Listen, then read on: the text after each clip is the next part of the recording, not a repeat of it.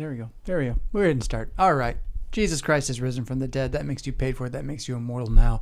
He's not going to be long anyway. You found Stop the White Noise with Jonathan and Meredith. I'm Jonathan. And I'm Meredith. And it's Friday night because we have another Brazilian Jiu-Jitsu children's event tomorrow that cannot be avoided. The final of our crew making her way out of the apprentice program into the so-called Warriors, let's hope, by the end of that 2-hour obstacle course that they'll be dealing with tomorrow. But tonight, therefore, we got your questions, Bibles, answers, and some of our nonsense talking about life, liberty, and the pursuit of family here in collapsing Western civilization with the hope of Christianity, keeping our head up and walking forward. So, were we talking about anything before this worth sharing besides Sweet Rabbit? We do have Sweet Rabbit as a guest on the show for at least a couple of minutes here. He's doing well. I was just talking with Sweet Rabbit when you ran off for a second. That's what it was. I know what I said to him as I was holding him and petting him was, it's so nice we can just pick up where we left off. Because right. it's been a little bit since I've had some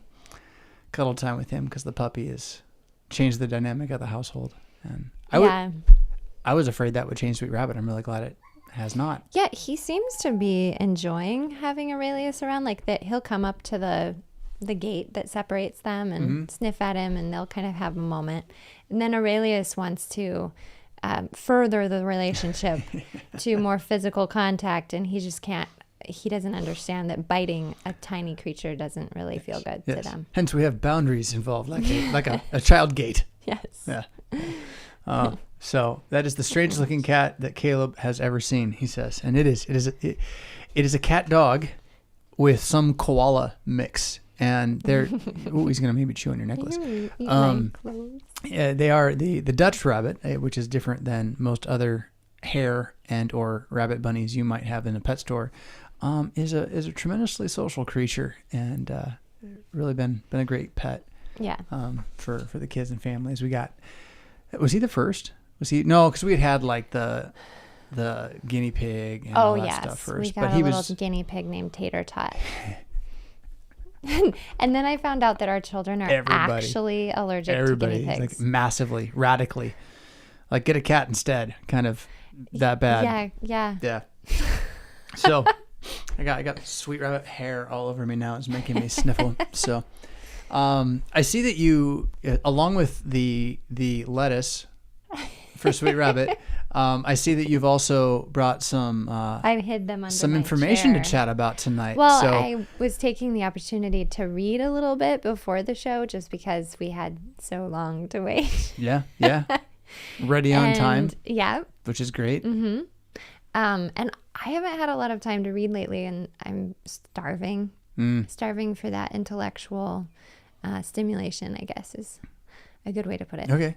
So, do you need to put Sweet Rabbit down in order to get those things, or I can if you want. The Sweet Rabbit taker is on. Is there? Oh, look, the hands. So. Oh, the hands are off stage. Do it again. Do it again. There they are. There they are. Magical hands of the rabbit taker. That's good stuff. So,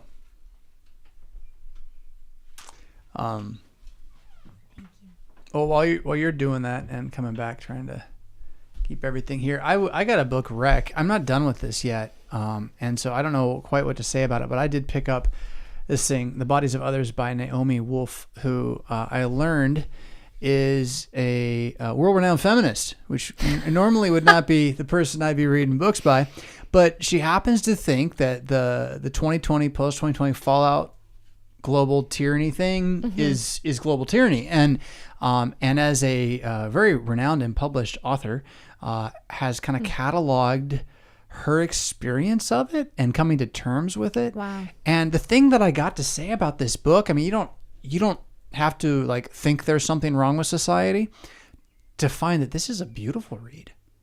It's like a memoir almost, but it's in the midst of a collapsing civilization. But like she just writes so well. What does she normally write? What is she? What are her other books here? The Beauty Myth. Sounds like a feminism kind of book. Give Me Liberty, The End of America. So it is speaking out. The people who are wrecking on the back. She's got Steve Bannon and Tucker Carlson and Eric Metaxas with the wrecks on the back. These are all well-known conspiracy conspirators. Okay. They are the conspiracy is that there's a conspiracy theory and people are talking about it, and so you conspiracy theorists are the problem, and everyone knows it except for those who don't, or something.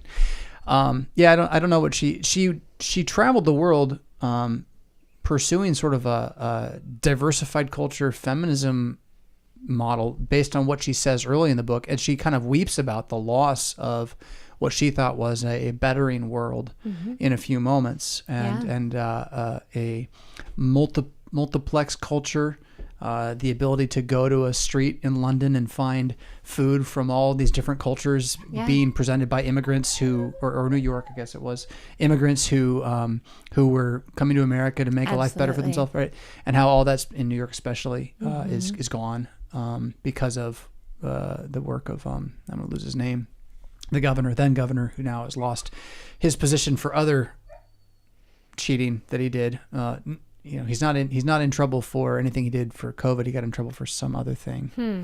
I can't remember what it was. Cuomo is his name. Anyway, so again, I can recommend the read as a read, because it's just, I don't know. I don't read a lot of nonfiction where I'm like, wow, that was poetic, and it's just gripping in that regard. Yeah. So, that's what I've been. One of the things I've been picking at, and now hopefully you've had time to figure out what you're bringing to us. Well, I've been reading The Carnivore Code by Paul Saldino.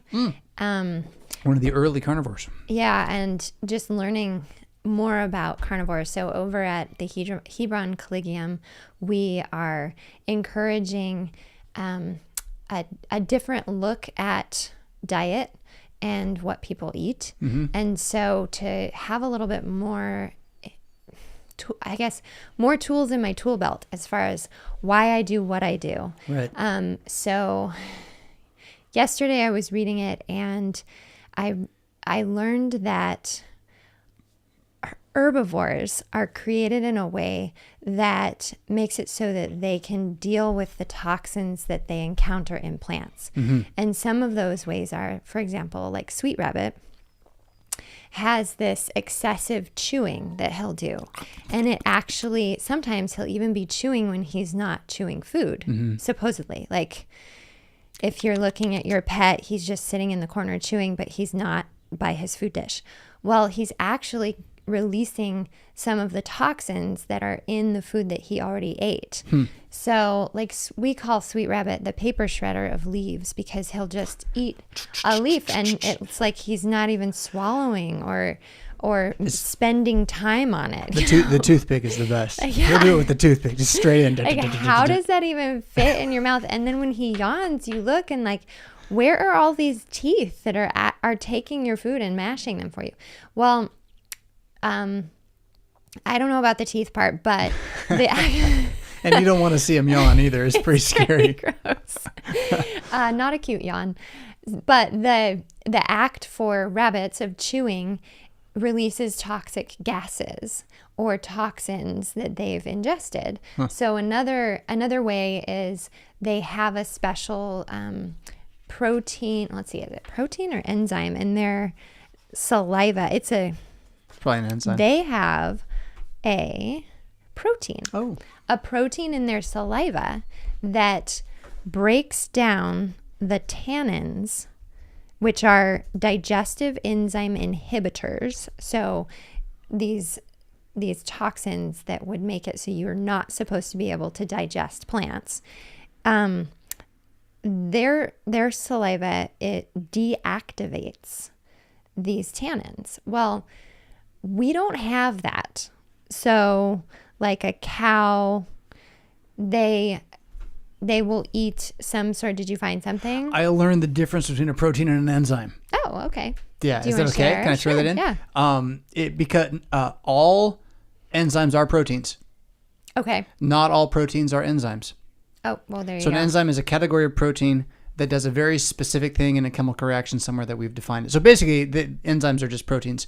But we've figured out, it does this over here. A certain type of protein. Only this protein will do this, and no others do it. That's it.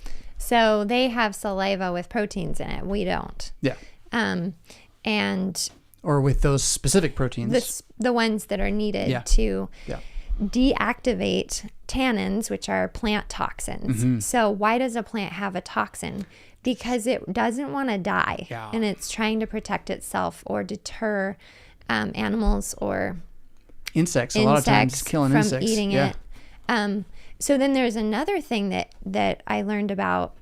Herbivores have a high I don't want to say intelligence, but it is. It's like an internal intelligence as far as how much of a certain toxin they've consumed. And so they can move on to a like grass-fed or free range fed cow will eat one kind of grass. And then if their toxin level reaches a certain spot, they'll move on and they'll consume something different. So clover versus hay or whatever. I don't even know. Do they eat hay or do they sleep on hay? Is it straw or hay? I don't know. I don't know. There's a difference. Right. Anyhow, so if you have a field of like let's say just a pen of cattle and you're not giving them a diversified diet, they actually will die. They'll become poisoned by the toxins in their food. Crazy. Can't just feed them your lawn. No. Yeah. So, and then there's another thing that they do where if they are in an environment where they don't have enough diversified plants, they will just eat dirt or clay to fill their stomach because they're like, I can't eat any more plants. I've got to give my stomach something else to work on right now. So they have a way of knowing internally what is going to be bad for them. I think we do too. I just think we ignore it because we like the taste. It's possible. Yeah. Sure. Yeah. Well, and going from a glucosis diet where my body is running on glucose versus a ketosis diet where it's running on ketones or not ketones. Yeah, ketones. Well, yeah. You notice a little bit more in a like immediate way how like say wheat in response to or how your body responds to wheat or sugar. Once you fasted for a while, you notice the difference when you go back. Yeah, for sure. So so that was yesterday's find, and then today I learned about broccoli. It's not good for you. Oh my goodness, it's so not good for you. Like I remember when I first learned that, I was like, wow, this stuff's like poison. It's crazy. It is poison, like to a point of damaging your DNA. Yeah, I know that part. Leukemia, thyroid issues, goiter. The whole cruciferous is good for you thing. They're potently resilient toxic warriors, right? So in one of the there's a big click for me, and this is back when I was looking into what are those things called, the little sharp barbs in the the crystals in the plants. Yes. I can't remember it. We didn't eat spices because it had whatever they were called. Back when I was looking into that, and because it's like, wait, you only eat meat? You're crazy. This is insane. And then you start digging, and you're like, or it's the other way around. But then everyone else is actually insane for what they're. And so there really is a philosophical difference here. And please don't feel like you actually have to agree with this. So do your own research. Yeah. But when I remember looking into that and seeing how much damage the cruciferous vegetables, broccoli, cauliflower, and then what I learned, cabbage, a ton. The little ones. Wow, Brussels sprouts, which I finally learned to like. Like I had spent my whole life finally learning to like these stupid things, and now it's like, whoa, it's not even that good for me. Again, why? This is kind of your point, bringing it up. What Paul Sodino is talking about is there is the gut of the herbivore and the gut of the carnivore are just completely different things, and so you can really, if you care about the science, you can study the human digestive system, and you can see that it's nothing like an ape's digestive system. Like, just put them next to each other. They're not alike. The ape eats leaves. We are, it seems, made to eat flesh. And what do you want to do with that biblically is, I think the Noah story is where you got to go with that. But what got me was the fact that it damages your DNA. Color me still skeptical. It's just a broad claim. It's a sweeping claim. Right, it is. I mean, okay, so say that it's true, hypothetically. I mean, I'm still using 5G, right? Right. So I ate a very, I'd say, vegetarian diet from a very young age. And I read that what I ate, what I consumed, damaged my DNA. And I have children with obviously damaged DNA. The effects of damaged DNA, meaning severe food allergies in our case. And there are other families that deal with much worse. But and to other me, that potential was causes just like, if you're going to follow this line of reasoning right. and all that. But yeah. So like put it all together. Complexity, yeah. And it's like, yeah. That's but really this is important sad. for your story. So that for people to know that you were a vegetarian for a good chunk of your life, and then after in marriage was like, well, you're gonna eat meat, my love. We made a deal, so I would learn to eat meat, and he would learn to eat vegetables. Poisoning her husband. I'm sorry. But we worked our way into chicken. Yep. And we probably had beef sometimes, but Not even when we had often. chicken, like there's no question that the majority of your nutrition up until 2 years ago was still plant-based. Yep. Yeah. And so super low fat too, which is really bad. and for your brain. health deteriorated to a point where we had no choice but to explore other options. And so when I found that carnivore lost the weight I wanted to lose finally, and made me want to flex in the mirror sometimes, you were willing to try it. And then that's what really sold us, is how much this has impacted you in terms of turning around what was a kind of a desperate situation for us. Yeah, I think you started, and then I started a month later. Yeah. And at that point, my body had gotten to a level of toxicity that I was allergic to. Oxalates. And while we're on it, hay is eaten, straw is laid on, from you. Ben. And then hay is cut. Says Ellis, hay is cut when it is green and has nutritional value. So there you go. But you Very were saying. good. Yeah, so I was at a point in my diet where my body had gotten so backed up on these toxins from the vegetables and that I was consuming regularly that I was developing allergic symptoms. So I could not eat lettuce. I cannot drink tea. I cannot have radishes. I can't have And you had carrots. the bloating caused by the gases that you were unable to salivate away through chittering. I in the don't corner. have the right protein in my saliva, and so I was just swollen in all sorts of places. It was not fun. Yeah. So so it was interesting to read these different things about broccoli and how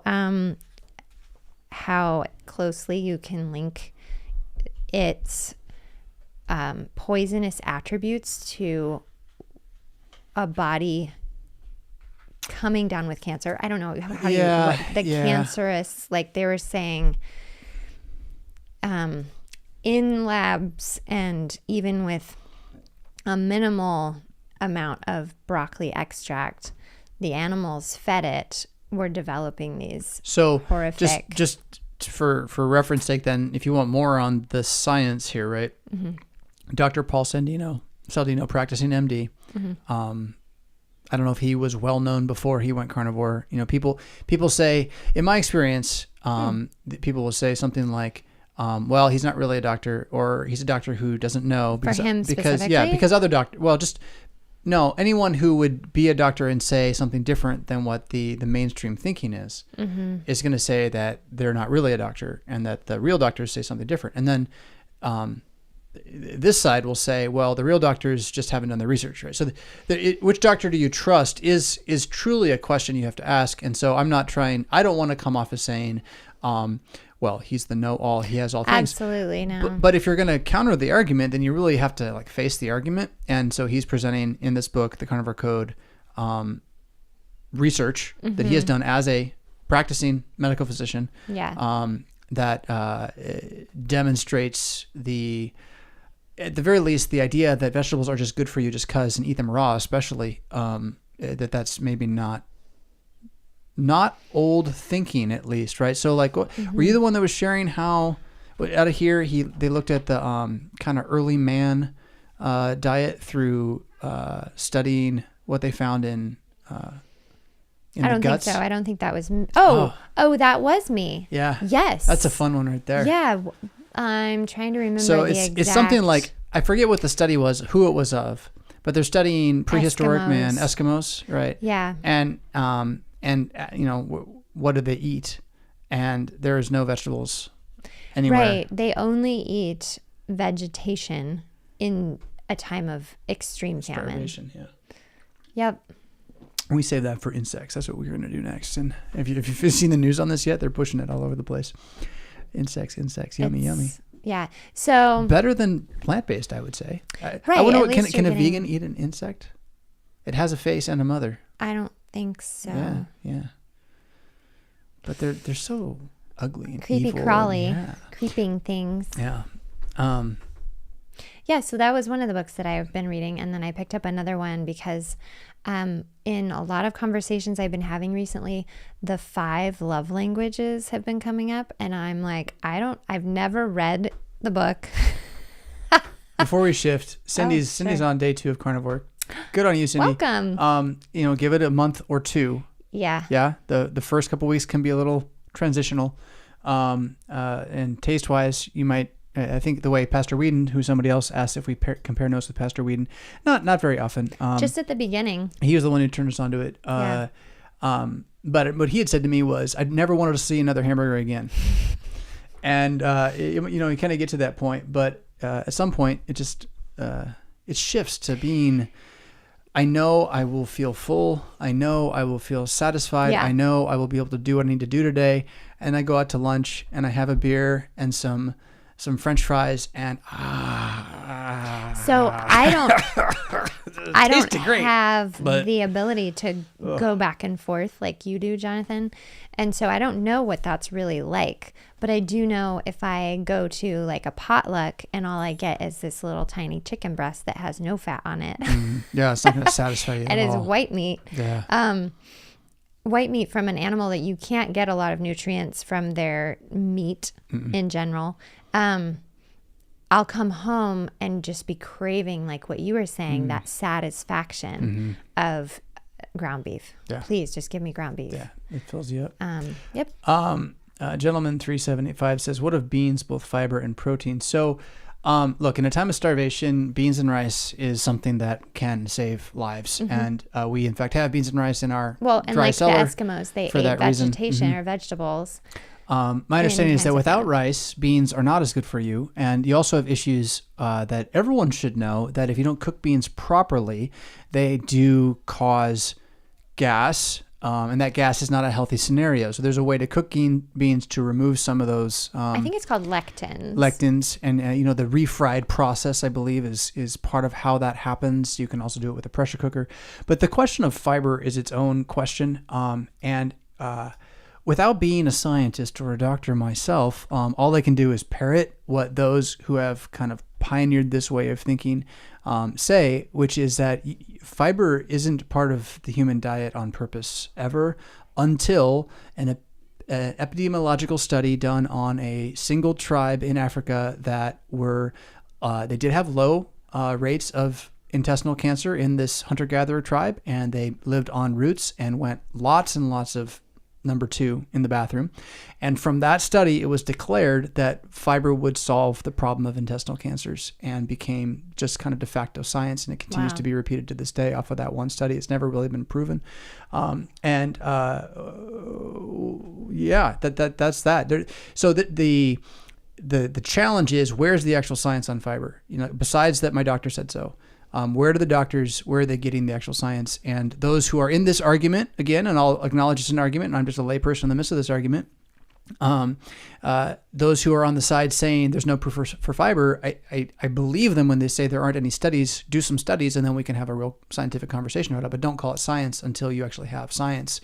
One guy in the 50s following one tribe in Africa proves nothing. It proves nothing at all. Right. And yeah. if you're going to have a diet full of glucose is, or gluten, let's say that. Yeah. Let's just go with gluten. Yeah. So it acts like a glue in your system. And so it's kind of easy to remember because it's in the name, gluten. And if you're going to eat that, you actually do need to clean the piping out. It's like Drano. So it's kind of like, well, if you go down one route, the side effects are going to cause you to have to go down a different route eventually. Is Drano good for your pipes over the long term? No. What does it do? It rips aside your parts. Right. So, So the idea is that fiber is not really necessary. It's definitely not even listed in one of the macros. People who talk about their macros. Your macros are protein, fat, sugar, and water. Those are your 4 main categories of type of food, and fiber is not any of those. And so there's only one macro you can live without, that's sugar. You cannot live without protein, fat, and water. And so, I mean, hey everyone, this is not a show about carnivore, but so that's what I was reading. Sorry. We were going to transition here, but the question is a good question. What of fiber? And the theory in the carnivore community is that fiber is entirely unnecessary and maybe even damaging. And until there's some real longitudinal studies, I think that's the right word. Longitudinal studies demonstrating one way or the other. It's just kind of a repeated story. Common knowledge is sometimes a wives' tale and sometimes it's true.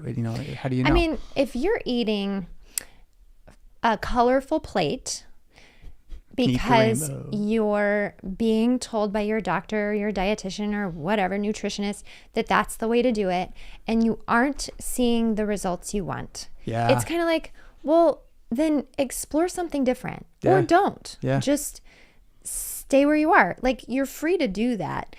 I was at a point where I was at the bottom of the valley of the shadow of death, and so I thought, well, anything is up. Let's go.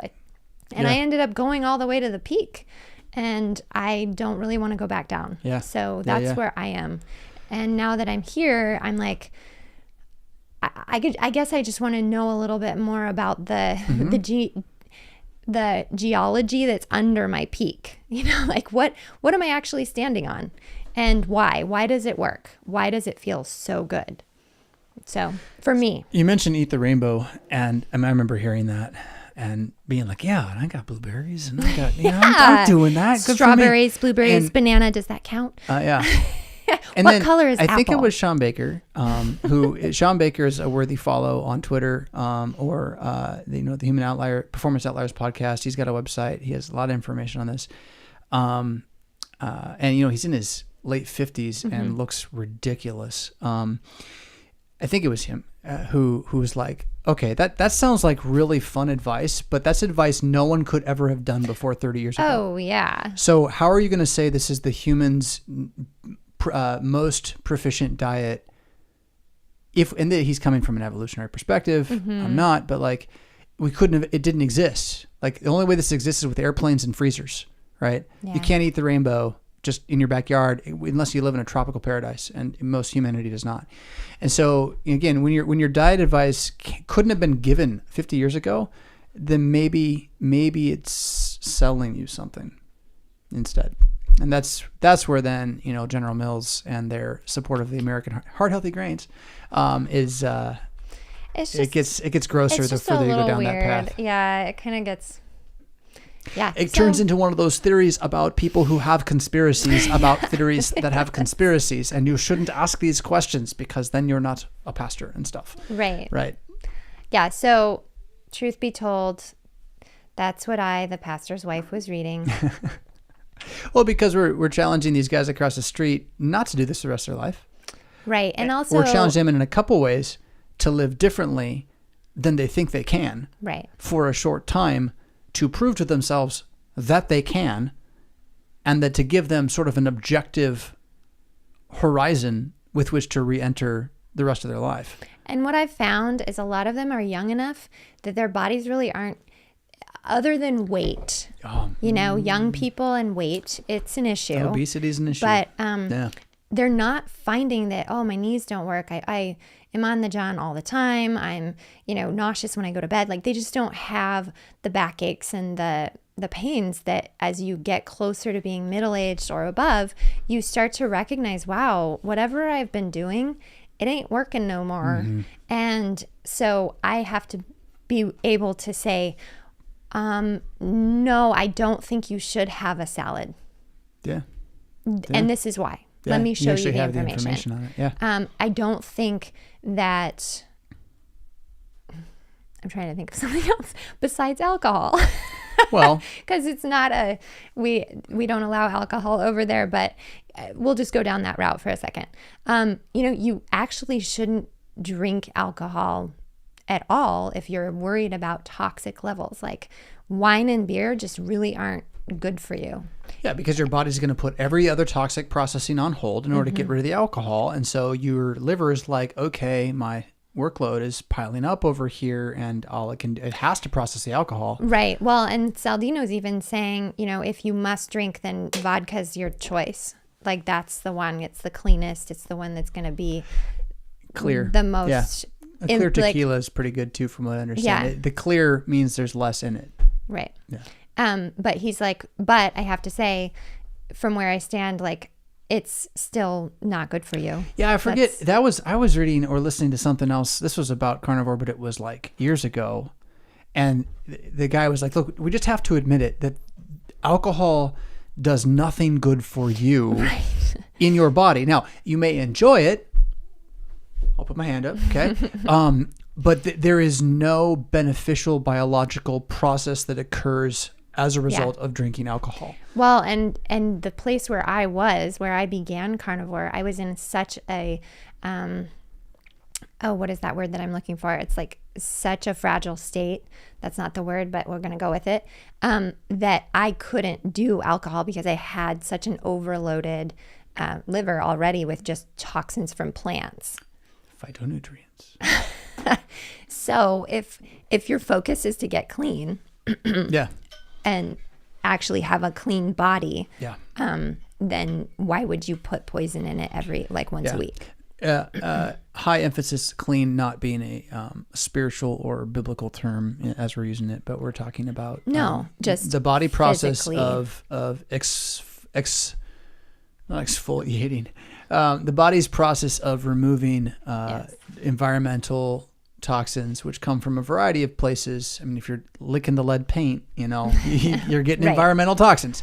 So they're out there, and cellular. I joked about that earlier, but there's people who say that no, that is putting toxin in your body. So, what was it?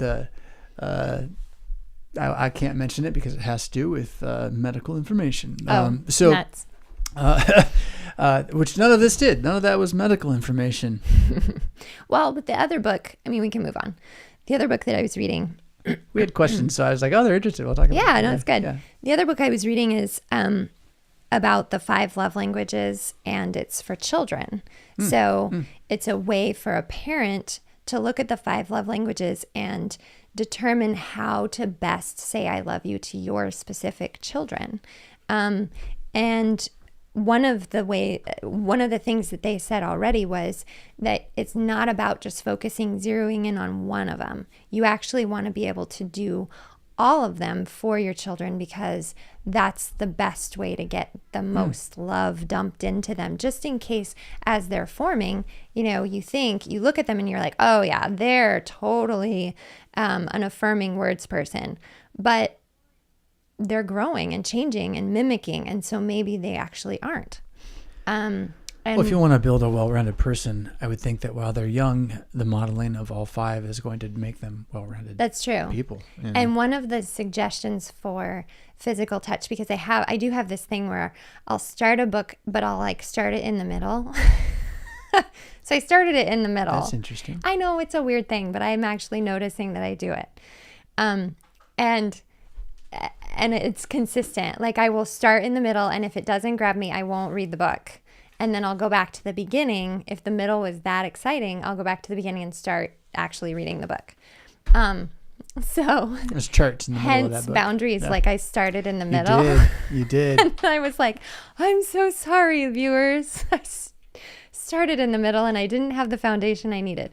But anyhow, I started in the middle, and they were talking about if your love language is touch, if your child's love language is touch, how do you show them love? And one of the things was, every time that you leave, you kneel down and look them in the eye and give them a hug. And I thought, wow, I don't know that I do that anymore. Because like when they were tiny, they always came with me. I didn't leave. True. And now that they're older, like I'll just say, hey, bye, love you, and in a happy way. But no, actually going to them, rubbing their back, giving them a kiss on the forehead or cheek or whatever, and saying, bye, I love you. It's so much different and so much more direct. So little things like that will be, I'm sure, showing up in the show as I learn. From the beginning. From the beginning of the book. Okay. the right. book. Right. Because you gotta get like the concept before you start telling us how to apply it. Goodness gracious. Well, and the first concept is you have to know all of them. You have to read the entire book. They specifically said in one of the first paragraphs, you must read this whole book because you have to apply it as a whole.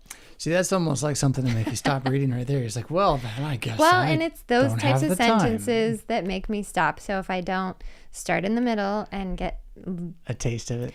I started in the middle of the Carnivore Code, and that's where he started talking about alcohol, and I was like, oh, okay. Yeah. I wonder what else he has to say. Yeah. We have a little bit of a shorter show tonight for the sake of timing and all that, so we move on to questions. Is that Absolutely. Good? Ready for that? You are the one in well, the I don't want to cut chair. you. Oh, look, they've been having a whole conversation I just missed. I didn't even know that. Thanks for watching us tonight, kidney everybody. beans can cause serious food poisoning. Yes. Ooh. Beans are not always good for you. They are the magical fruit. All right. So here we go. Kid K says this, dear gentle people. Aw. Is that like anti-gender language though, or people instead of gentlemen? I don't know, but I like it because we are gentle people, right? Usually, thank you. Sometimes. Dear gentle people, my daughter is soon to be confirmed, and I was hoping for a fairly simple explanation for closed. This is important.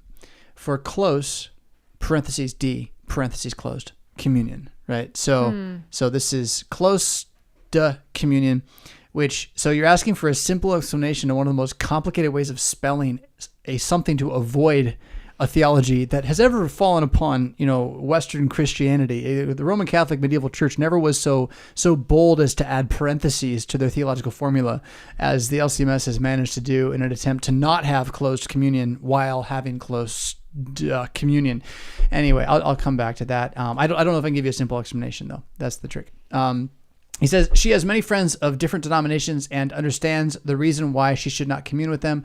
It's strange how that sounds mean and the most loving thing at the same time, worldly, emotional, feels compared to freedom in Christ. Our pastor is fantastic at answering all questions, but I guess I'm asking for another answer that may help get the reason across. We watched your video, The Lutheran Eucharistic Mafia. That's still a pretty high-ranking one up there back in the day. And have listened to a few podcasts. Maybe you can explain it more succinctly for a 12-year-old and myself. Hopefully this will help others. We are grateful to you too, for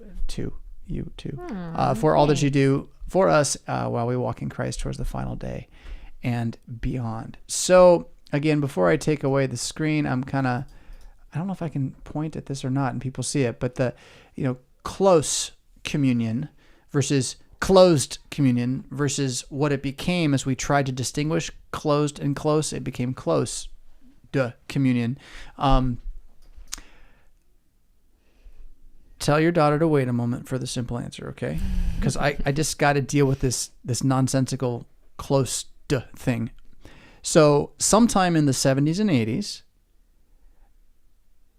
elements of the more liberal remaining LCMS church body, so like there was a liberal faction that had left in the early 70s over the battle for the Bible because they wanted to be able to believe the Bible's filled with errors, and they were told they couldn't, and so they threw a fit on national TV and then left and started a new seminary and blamed everyone, and then came back and went to saltwater districts and kind of ruined those districts' footprint as Lutheranism, and you can check it out. They're the empty districts. Anyway, so there were still those who had stayed, but really, as Dr. Kuntz of A Brief History of Power fame, you should listen to A Brief History of Power, has pointed out, we like to do theology by respectability. We don't want anyone to be mad at us for our theology. And so the early version of that got the notion that if we took away the D from closed communion and redefined it, not as closed, it's not closed, but as close, because we're close to each other, then that would make it more respectable when we talked about it, because it's close. It's a warm and fuzzy thing. It's not a mean and awful thing. The problem is there's absolutely no precedent anywhere in the Bible or history for talking that way, and it's effectively an early punt. It's like a third down punt, right? You're avoiding the word by changing the word, but not really changing the word, and not really changing the theology, just making the theology indefensible more than it maybe already was, if it was at all, right? So, if closed communion is defensible, it's defensible because you're supposed to have closed communion. There's no argument for kind of halfway open sometimes, maybe, but we're all friends communion. There really isn't a place for that. So I'm also now going to go ahead and say that for those of you who are readers and are willing to do a little looking, this document called The Theology and Practice of the Lord's Supper from the Commission on Theology and Church Relations of the Lutheran Church Missouri Synod, CTCR of the LCMS, is really a worthy document. And in fact, you can get it for free. Here you can look. I didn't Google. I brave searched the Lord's Supper Practice LCMS CTCR, and the third link, which is lcms.org documents, is a direct download of that. So you can find that yourself, or you can purchase the paper version from CPH. Maybe looks like they don't have a price on this thing. They just have it there. So it's a nice development of why we have historically, as the Lutheran Church, not just the Missouri Synod, Lutherans have historically practiced closed communion, and it has a lot to do. We want to get ahead here to, where'd you go? 1 Corinthians 11. At least this is the argument you'll usually get, and I'm still not telling, this isn't for your 12-year-old yet. Okay, so you just wait on this. So in 1 Corinthians 11, after St. Paul does a lot to talk about, what he received from the Lord is the words of institution that Matthew, Mark, and Luke also delivered to us, that Jesus really on the night he was betrayed said some pretty radical stuff about what it means to remain in him, and that involves taking bread and wine and believing his words about it when we gather to receive it together, that whenever you do this, you in fact are proclaiming his death until he comes, that this is the highest level of the preaching of the gospel as a community. He then says, therefore, verse 27, whoever eats this bread, I'm blocking the screen with our video here. Hold on. Come on. There we go. Therefore, whoever eats this bread and drinks this cup of the Lord in an unworthy manner will be guilty of the body and the blood of the Lord. So let a man examine himself, and so let him eat of the bread and drink of the cup. For he who eats and drinks in an unworthy manner eats and drinks judgment to himself, not discerning the Lord's body. That is, not knowing that it's Jesus doesn't help your faith. It actually hurts your faith. It judges you. And then he goes on to say, many are sick and weak among you. In fact, some people sleep. The New King James says, died is how that is translated by others. For if we would judge ourselves, we would not be judged. When we are judged, we are chastened by the Lord, that we may not be condemned with the world. So without getting into whether or not the Lord's Supper wrongly partaken can kill you, I'm not sure it does. I think it destroys your faith is what happens. And so people fall away from the faith. That's what the sleep means, because they have not judged themselves rightly according to the word. And then the result of that chastening is that some people will repent. In any case, because of this, you will hear Lutheran pastors say things like, so we're trying to protect you from hurting yourself. I'm not sure that's a winning argument. I get it. I get it. But I don't know that's why we practice closed communion. We don't practice closed communion so that the unbeliever doesn't get killed by the communion. Like that's not why we do it. We do recognize, though, and this is important, that it's possible to eat the supper in an unworthy manner. So why we practice close communion is because we do not want to, as a community, partake of the supper in an unworthy manner. And to say, it doesn't matter who comes up here, come on up, enjoy it, is to like celebrate unworthiness, right? Unworthiness not meaning like, we're all unworthy before Christ. We are beggars. This is true, right? But we're not talking about someone who says, I'm unworthy, help me. We're talking about someone who doesn't believe, right? And because they do not believe, they have no business being there. And so that is why historically we practice closed communion, is because people who have no business being there because they don't believe in it shouldn't be there. To the level that you go back to the early church, and if you were not confirmed in the church to take the Lord's Supper, after the sermon, they ushered you out.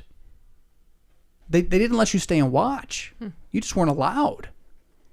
That was a long time ago, and the Christianization of the West kind of made it so everyone was confirmed sort of at one point or another, unless they were heathen, right? Where that word comes from.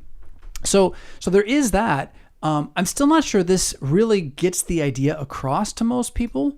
So now, you can turn on your 12-year-old daughter, flip her switch and have her be on like the TV is right now. Here's my answer to you, okay? This is about having a pastor. Closed communion is about having a pastor who knows who you are. That his job is not just to be a talking head somewhere, but to know you face to face, to be available, to care for you in terms of answer your questions, to check in with you, to walk you in the faith. And that happens through a conversation that happens somewhere other than at that moment where he hands you the bread and the wine. But he hands you the bread and the wine because he knows from those other moments that you are a Christian who wants to participate in the life of the church. What about visitors? I know cars have made things different, haven't they now, right? And so how do we deal with people who are just church hopping left and right all over the place? Well, historically, again, we would ask them, do you have a pastor who teaches, kind of what I teach? Like that this is the body and blood of Jesus, right? Actually. And if you do, then we're probably connected anyway, systematically somehow. And so it's okay. If you don't, if you have a teacher who teaches you this is not Jesus, well, then why would you want this thing that I say is Jesus, but it's not Jesus? Well, then why do you want it? Because we're really in violent disagreement here. And then on the Roman Catholic side of it, they've excommunicated us. We're not supposed to be with them and they with us because, not because we disagree about it being Jesus' body and blood, but because we disagree about the Pope. And the Pope says, if you don't submit to me, you don't get to go to heaven. And in fact, the Lord's Supper is not the Lord's Supper unless the Pope commissions it. And so the Lord's Supper in the Lutheran Church is not the Lord's Supper according to the Roman Catholic Church. And so why would a Roman Catholic want to eat that? That's really weird. You want to go eat a heretic's non-Lord's Supper? Strange. You see, the ignorance is actually what's at play with a lot of people. They don't know what they're doing. They don't have a pastor. If you practice closed communion, you have a pastor. And that pastor does care about what you believe and wants to usher you into a conviction and a certainty about that belief and sees the practice of the supper as being a major, major part of that. Why would you not commune at a church that is a Protestant church where the pastor is not your pastor and he says this is not the body and blood of Jesus? Just think about it. He just said it's not the body, or he maybe didn't say it, but they all believe it's not Jesus, so it's not the Lord's Supper. That's really key. I know you get really angry, Reform guys. I get it. God bless you. It's not the Lord's Supper that you eat. You say so yourself. I'm just believing what you said. You said you ascend on high to eat Christ in heaven. Okay, cool. So according to what I think the Lord's Supper is, you don't have the Lord's Supper because you're going somewhere else for some spiritual meal, right? Where we're eating the Lord's Supper according to his words of institution, that this is his body and his blood on the table. So why would I go and participate in something where you say it's not the Lord's Supper? I just wouldn't. I can watch you. I can pat you on the. I don't know if I'll pat you on the back. I can grin and bear it. Oh, it's heresy. Oh. So pastoral care. That's the way to talk to your friends. We're like, why won't you commune with us? Well, we think pastoral care is just really important, and Lord's Supper is the highest moment of pastoral care. That's why. Historically, again, it has to do with knowing that it's possible to be unworthy, to be a hypocrite in the church, and that the Lord's Supper is a place where that happens, and that a hypocrite in the church at the Lord's Supper is not strengthened but weakened in their faith emboldened in their pride and sin by never being confronted with their unbelief, whatever that might be. And that it is the job of the pastor. It's not a pastor's job. What do you think the word shepherd means? What a shepherd. He's a shepherd. That's what a pastor. Shepherd doesn't mean friend. Doesn't mean nice guy. Doesn't mean feminine guy in a weird clothes. It means shepherd. What's he supposed to do? He's supposed to herd you. Okay. So his job is to know his flock. That's hard to do in this information age. I'll admit it straight up. But it's easier to do when they come to your church and you're with them week in and week out than it is when you're just randomly floating around, running in and out, saying, "Hey, let me in," So get rid of close, drop the close language. We made it up in the 70s and 80s, and it hasn't helped us. It just confused everything more. And stop telling people they're going to die if they eat the Lord's Supper, and that's why you won't give it to them, because they don't believe you, which kind of demonstrates the point. But like, start with something that they can grasp as a concept, that this is a moment of pastoral care. And so if they are going to come to the Lord's table, having been reformed up to this moment, that means they're saying they're Lutherans now, and they're going to come to church next week too. Or do they really want to? Are you sure about that? Like, you're repenting and you're going to join us. Oh no, you don't mean that. Well then, that's what that would mean. That's what it would mean. So like, that's what it means. Yeah. That's good. Why did I pull up this stuff about despising authority? I'm trying to remember why that's there. I guess, a couple texts here, 2 Peter and Jude both talk about those who are in unbelief. We'll come back to 2 Peter later tonight, actually. Verse 9, the Lord knows how to deliver godly men from temptation, reserve the unrighteous for the day of judgment, especially those who walk according to the flesh of lust and despise authority. And then Jude in verse 8 says the same thing. These dreamers defile the flesh, reject authority. Okay, so when you're like, the pastor doesn't have the right to guard the table, like, just kind of look at the company you're keeping here, right? What do you really hate?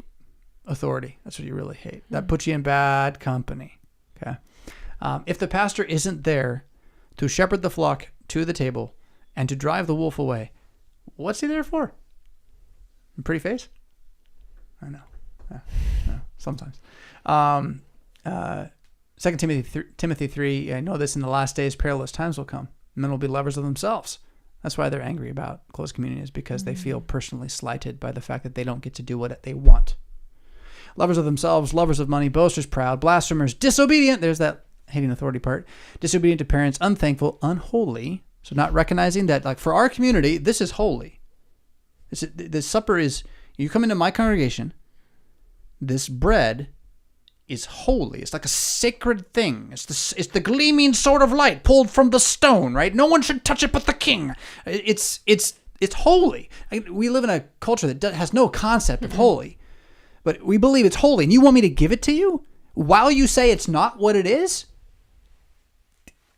Forgive me, but you're weird. You're weird. Why do you want the holy thing when you don't believe it's holy? Unloving, unforgiving, slanderers, without self-control. Do you have to have Lord's Supper every week? Especially coming from a church where you never have it. Really? You got to have it this week because we're having it? Weird. Brutal, despisers of good, traitors, headstrong. Headstrong. Haughty. Lovers of pleasure rather than lovers of God, having a form of godliness, denying its power. From such people turn away. So here, right? So should not the community turn away those who are such people that come in?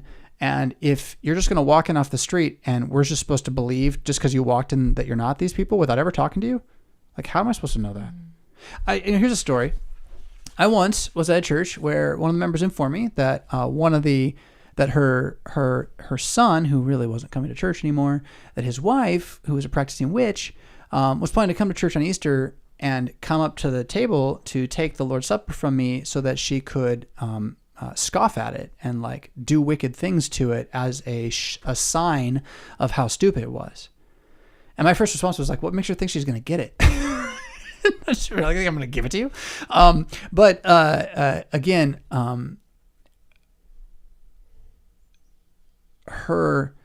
that is why closed communion exists.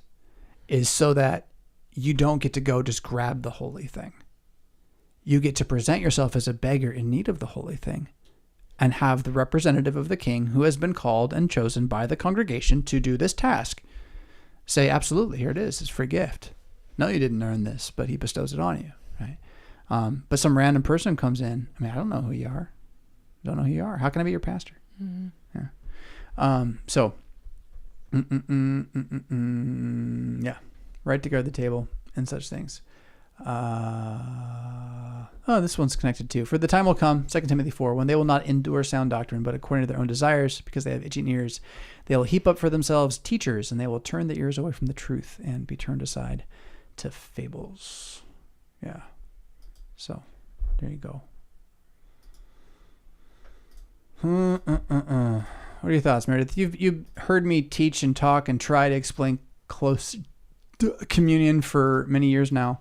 I think that the explanation of it being a pastoral care issue it's pretty clear. Yeah. Good. Oh, good. Yeah.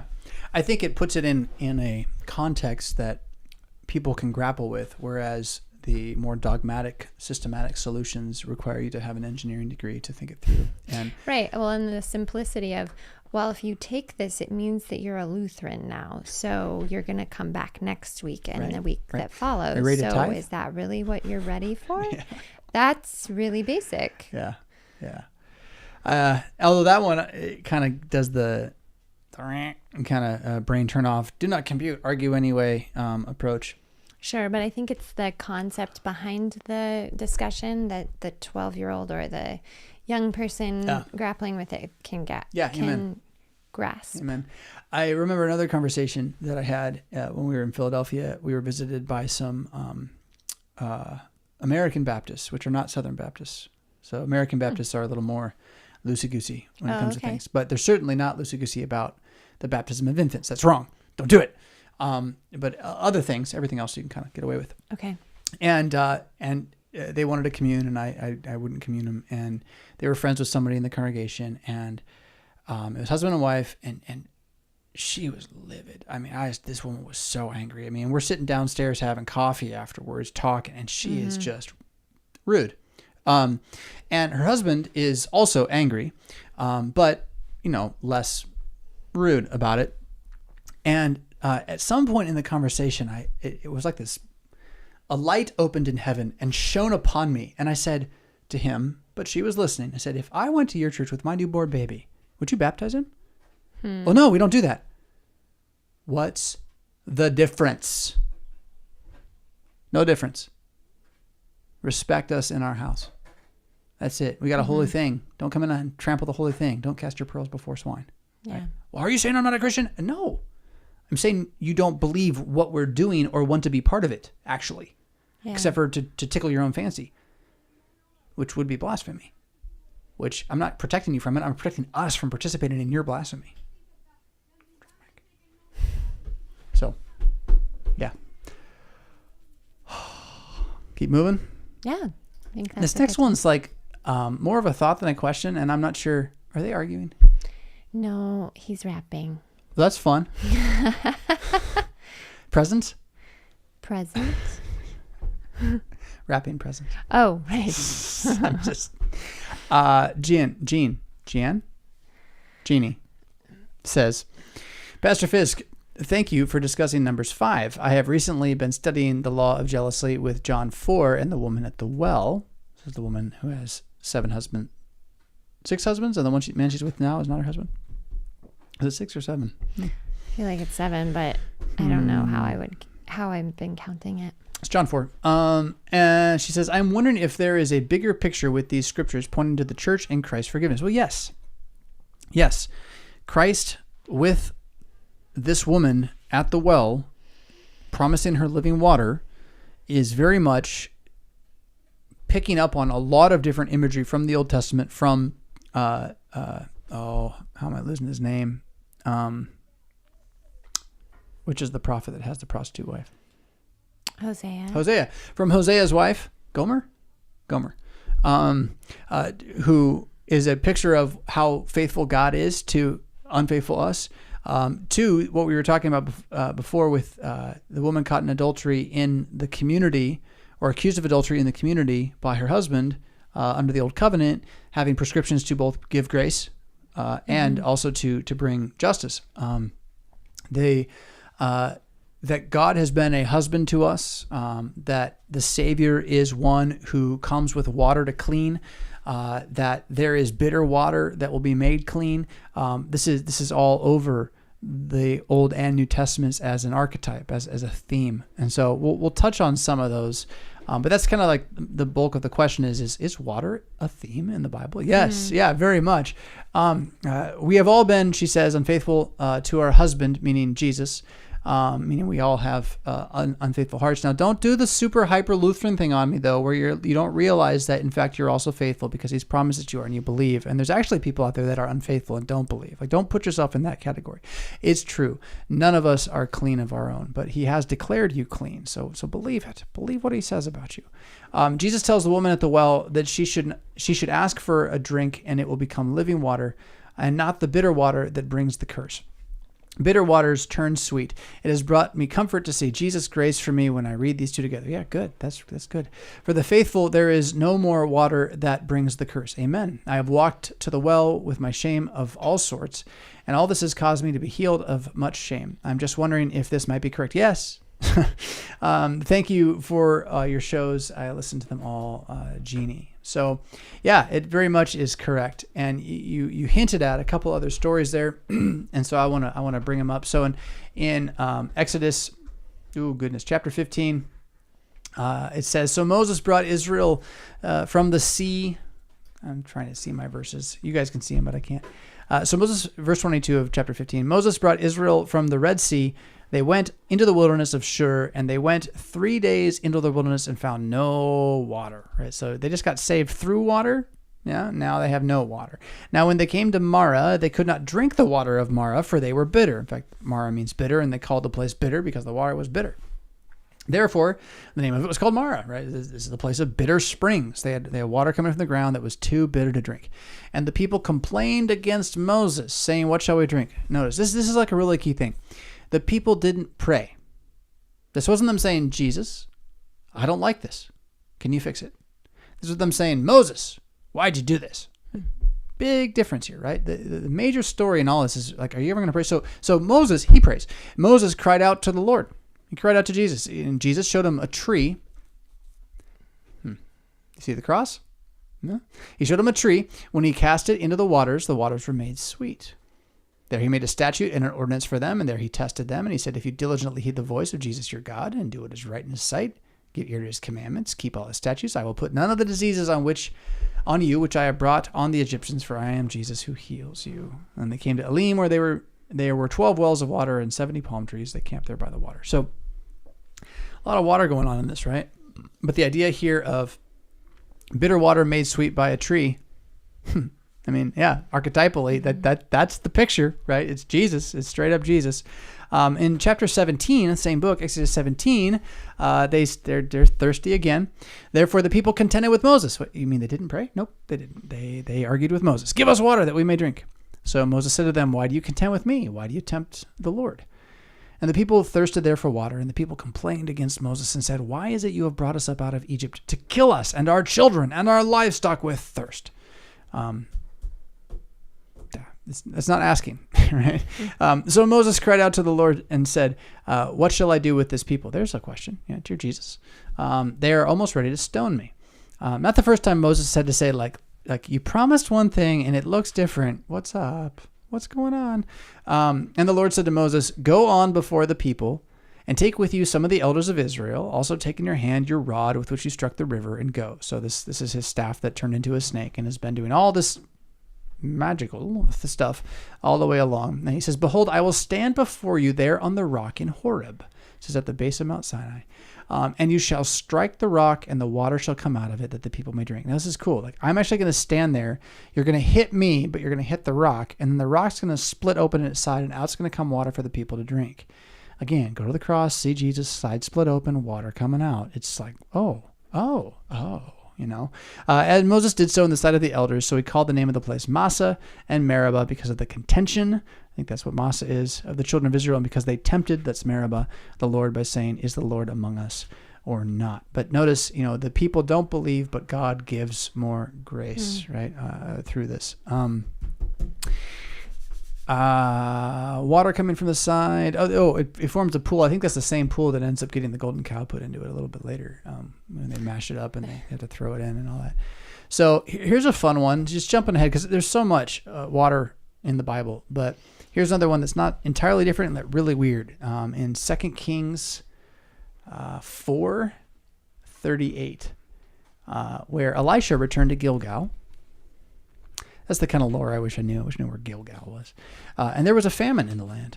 And the sons of the prophets were sitting before him, and he said to his servant, put on a large pot and boil some stew for the sons of the prophets. So one went out in the field, gathered some herbs, found a wild vine, gathered from it a lapful of wild gourds. Oh, don't eat the wild gourds. People, don't do it. And he came and he sliced them in the pot of stew. It was a famine, by the way. Notice they're going out and gathering vegetables during a famine. That is interesting. It came and sliced them into the pot of the stew, though they did not know what they were. Then they served it to the men, and now it happened as they were eating the stew that they cried out and said, man of God, there is death in the pot. And they could not eat it. Now, this, scholars argue about this. Does that mean somebody died? It doesn't say that. Did it just taste really bad? It doesn't say that either. What's death in the pot? We don't know. I don't know what death in the pot is. What I know is that the water in the pot that made the stew was now ruined. And so Elisha says, well, bring some flour. And he put it in the pot and said, serve it to the people that they may eat. And there was nothing harmful in the pot because some flour. Now, of course, the magical modern person who doesn't like to believe in miracles thinks, oh, so there was a gourd with a chemical compound that was poisonous in the wheat and the gluten in the flour. It enzymely contrasted the chemical compound, and it was a scientific happenstance of accidents. It's like cow saliva. Yeah, right. And I really want to encourage you to think that when this kind of thing happens in the Bible, no, it wasn't a natural occurrence. There was no science involved in this. There was a miracle. It is a miracle that the flour made the poisonous gourd okay because Elisha said so, because the Spirit of the Lord rested upon him for him to say so. So if anything, you could maybe see the Lord's Supper in this, maybe with the flour a little bit. But you can also just see it's like a shadowy version of the same thing as the waters at Meribah or at Massa being made clean, and the bitter being made sweet. Here it is again, happening with Elisha. And Elisha is like the replication prophet. Like Elijah comes along, he's like, I'm the prophet, right? And he does all this crazy stuff, raises dead kids and stuff. And then Elisha's like, double portion. And I'm going to make an axe head float. Yeah. But like, so all his miracles are like more extreme, but weirder, right? Bears eating kids and stuff. It's just, but they all have like a if you see them through what Moses and Elijah already did, they kind of make sense still, right? So, all right. Jumping ahead to Revelation, right? Where the third trumpet is sounded by the angel and a great star falls from heaven, burning like a torch, and it fell on a third of the rivers and on the springs of water. The name of the star is wormwood. That means bitterness, by the way. A third of the waters became wormwood, and many died from the water because it was made bitter. So now we have bitter water as the dwelling place of Satan himself, right? As the result of what Satan has done to the world. And you keep reading in that book of Revelation, you get to chapter 22, and you have a whole other place. And he showed me a river of pure river of water of life, clear as crystal, proceeding from the throne of God and of the Lamb. In the middle of the street, on either side of the river, was the tree of life, bearing the 12 fruits, each yielding its fruit in its season. The leaves of the tree were for the healing of the nations. There shall be no more curse and no more wormwood. But the throne of God and the Lamb shall be in it, and his servants shall serve him. They shall see his face. His name shall be on their foreheads. Oh, like baptism. There shall be no night there. They need no lamp or sun, for the Lord God gives them light, and they shall reign forever and ever. So, yeah, water all the way through, and definitely a purging, a cleaning away of your shame. So, we talked about carnivore earlier, and the idea that your liver needs to remove toxins from your body. That's all well and good, but that's not going to save your soul. The reality is that the miracle of Jesus' death and resurrection is the antidote to your soul. Period. That's the promise, and that believing that now you have it. You have it. And so finding peace of conscience from it, you'll have ups and downs with that, but that's where the peace is to be found. It's what distinguishes Christianity from all the other religions. And it's not about what we eat or drink, except for when we eat and drink the body and blood of the Lamb himself, according to his great and precious promises to us. So that's my answer on is, am I safe with water in the Bible? and believing that it's about my shame being overcome and that I can be the woman at the well and I'm still forgiven, right? Yeah. 6 husbands. 5, and the one you are with. Oh, okay. Is not your husband. Mm-hmm. Yeah. 6. So does that mean 6 husbands? Or No. does that Well, mean he 5? says 5 husbands, and the one you're with is not your husband. Yeah. So she can't be a husband. She is. So she married 5 different guys. Yeah. And then now she didn't even bother to marry the last guy. Okay. Yeah. But then if Christ is taking her as his bride, yeah, then it would be a perfect 7. Oh, I see. Interesting. Huh. Yeah. Yeah. Well, she definitely is one who proclaims the news. Mm-hmm. Yeah. So, yeah, that's good. Anything else? No, Moving good. on? Good job. Well, we got tougher stuff coming next. The Rider in Black. I like that. Me don't think him is what you think him is. Hello, Pastor and Mrs. Fisk. I was hoping you could give me some advice for coping with the fallen world and the flesh. I deal with depressive episodes and have a hard time coping with stress. This has led to me having constant stomach issues, which, although not to the level of incapacitating me, doesn't help my stress and depression. Yeah, that's understandable. And Jesus has overcome the world, yet we are still here to wrestle with it. It does make me feel guilty that I could be so beaten down by the world and my flesh when I know what Christ has won for us. What advice would you give me to help bolster a believer who struggles so? What I said to Anastasia was just the other night is like, don't feel guilty for feeling guilty. And she's like, that's the worst. Yeah. So, it's not a sin to feel bad. It's not a sin to feel bad. And you're like, but I know that Jesus overcame the world. It should make me feel good. Should's a heavy word. Should's a heavy word, especially when applying it to the biochemical state of your psyche. I mean, how much? I don't know you, and I'm not going to say your answer is you need sleep. But if you don't get enough sleep, you're not going to feel good. Does that mean you don't trust Jesus? No, it doesn't mean you don't trust Jesus. It means you're tired. So if you're depressed, generally it's because you're depressing something. And this could be you're dealing with toxins in the body. It could be a lack of sleep. It could be that you are being overwhelmed by the media resources you're consuming. It could be that you have lots and lots of historical or, childhood, not necessarily childhood, lifetime of traumatic emotional experiences that you don't want to face. It could mean that you drink too much. It could mean all sorts of things. It could mean that you just happen to have a biochemistry that sucks. I tend to think life's a bit complex, and it's usually a lot of those things. An admixture of these things. But certainly by the time that your inner voice is shaming you for being shamed into feeling bad, you're in a spiral, and the only way out is to just know it's okay to feel bad. It's really okay to feel bad. And this is I was in those depths of despair after the COVID last winter. Where, I didn't want to live. I did. I was like, I don't want to die, but like, I have no purpose in life. Here, I'll read Shogun. That's all and listen to Hardcore History. It was like all I could do my job, and then hope that this would pass. And it did. A little NAC helped, I think, but seasons like that are real, and you can't just snap a finger and make them go away. The next question is going to be about psychology too, so I don't want to get too ahead of myself on it. But the fact is that you're allowed to feel bad as a Christian.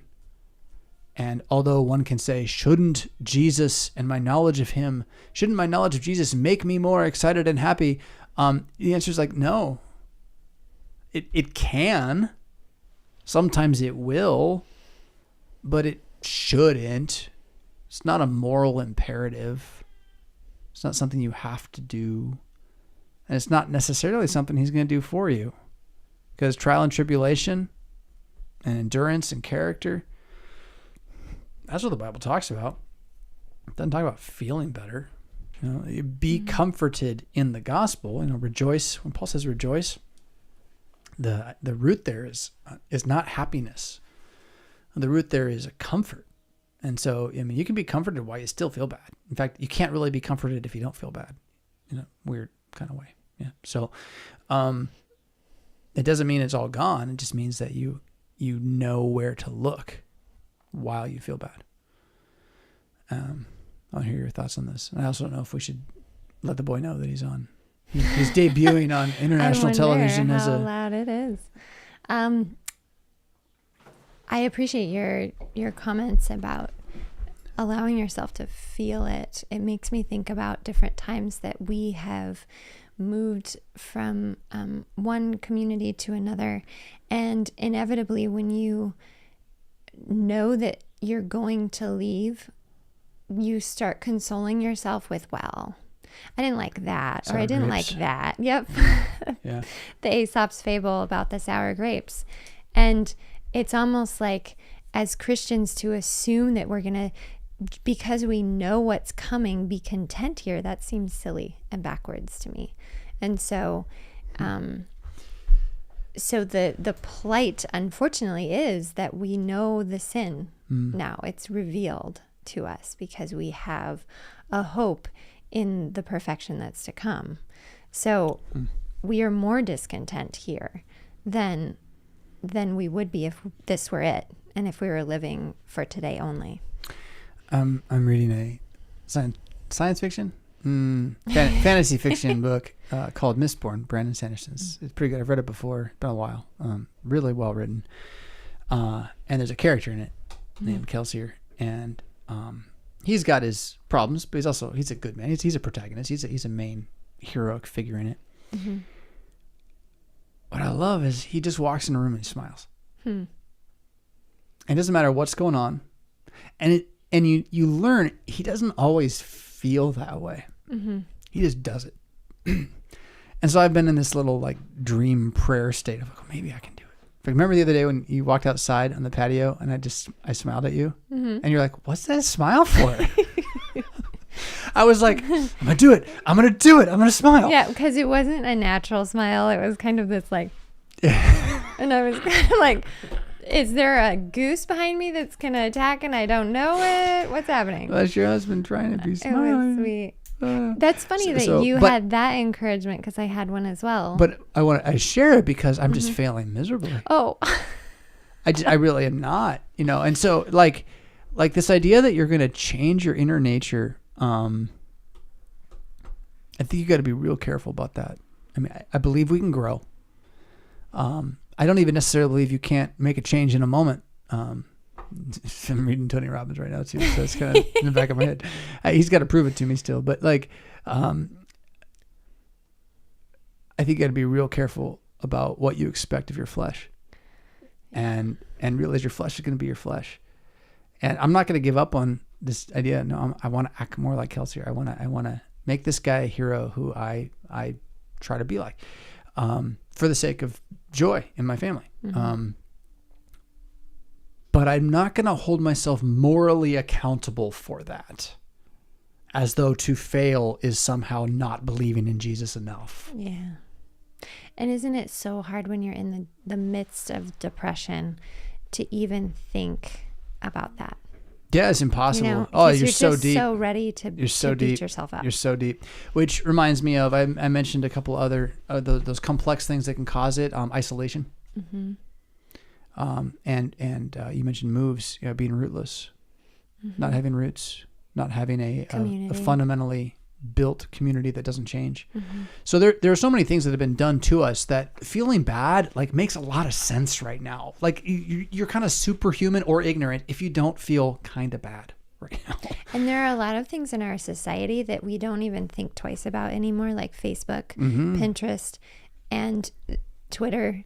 They give us a very false sense of reality. And so the only response from being inundated with fake is to feel like you're not good enough. And when we don't feel good enough, we're going to be despairing.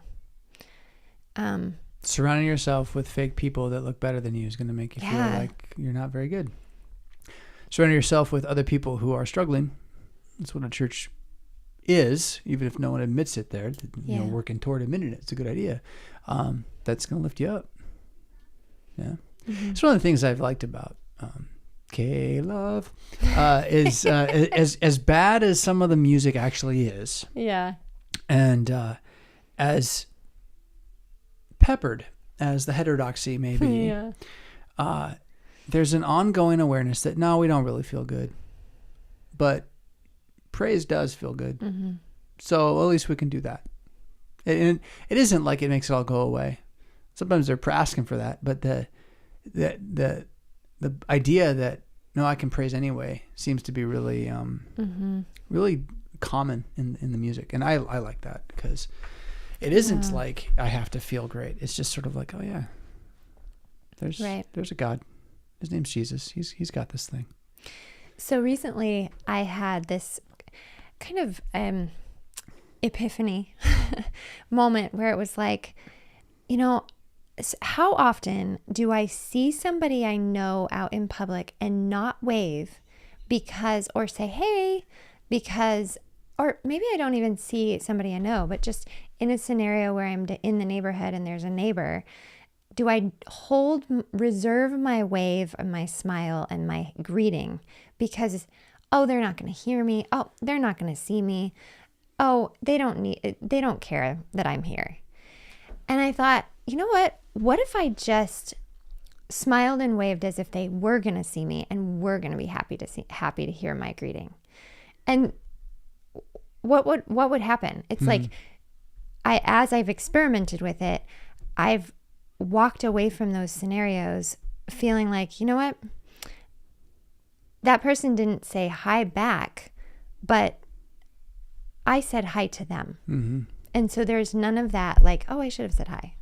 Oh, I wonder if they saw me and I didn't say hi. You know? Oh, now that was kind of rude. It's like your smile technique. Just smile. Just walk. Well, I've been trying this at the cigar shop. Okay. By the way, our friend who visits sometimes, those were such excellent cigars. I don't normally get to enjoy like that, and so thank you. We have a trucker friend who sometimes is brought into our area. Comes through, but such a joy to see. But there was a little gift of cigars, and again, I'm pretty sure that I don't look at the place at the shelf with the prices that those cigars came from. I don't know. I didn't look it up, but I just kind of know from having enjoyed a couple of them. Thank you, because set apart indeed. So you go into the cigar shop and you just so you go in and it's like, you know, it's a very masculine place, the cigar shop, and you got these guys, and most of them are older, and some of them are large, and some are butchy cop guys, and some of them are just kind of overweight, slobby looking guys, but they're always kind of there watching TV, smoking cigars, and they always kind of look at you. And so, like, you know, my norm is like, you know, headphones, backpack, I'm gonna work, kind of thing. And I've been working on like, okay, like, look, I don't, and fear, right? CPTSD, fear too, right?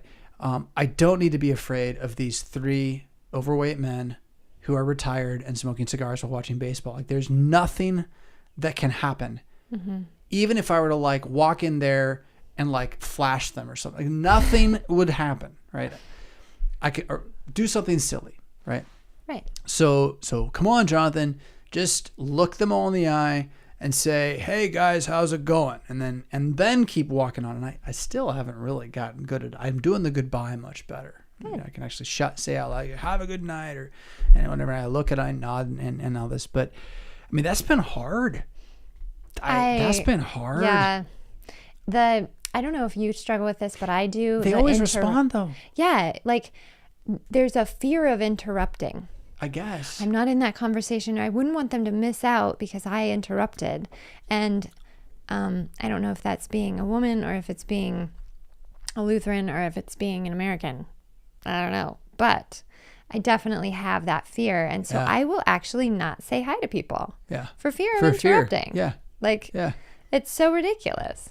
At church. Oh, they're in a group. I wouldn't want to interrupt. There's this side of it where I'm pretty confident it is a result of being in too close a quarters with too many people who you do not know, and an awareness that there is danger in the civilization, that civility has broken down, that there are people who hate each other, that random acts of violence do take place. Of course, listening to the news makes you sound like this is happening more in your local area than it really is. But what has happened is all of us as social animal creatures are like away from the herd. We know we're away from the herd, and we know we're possibly in enemy territory, and so we're on a higher defense social alert than we would have been in a small town in the 1950s, where you kind of actually knew who everybody was, even if you didn't like them, right? And so, you know, again, how does that leave you feeling? Well, not good. It doesn't leave you feeling good. Nobody feels good right now. I mean, if they are, they're special, or they're ignorant.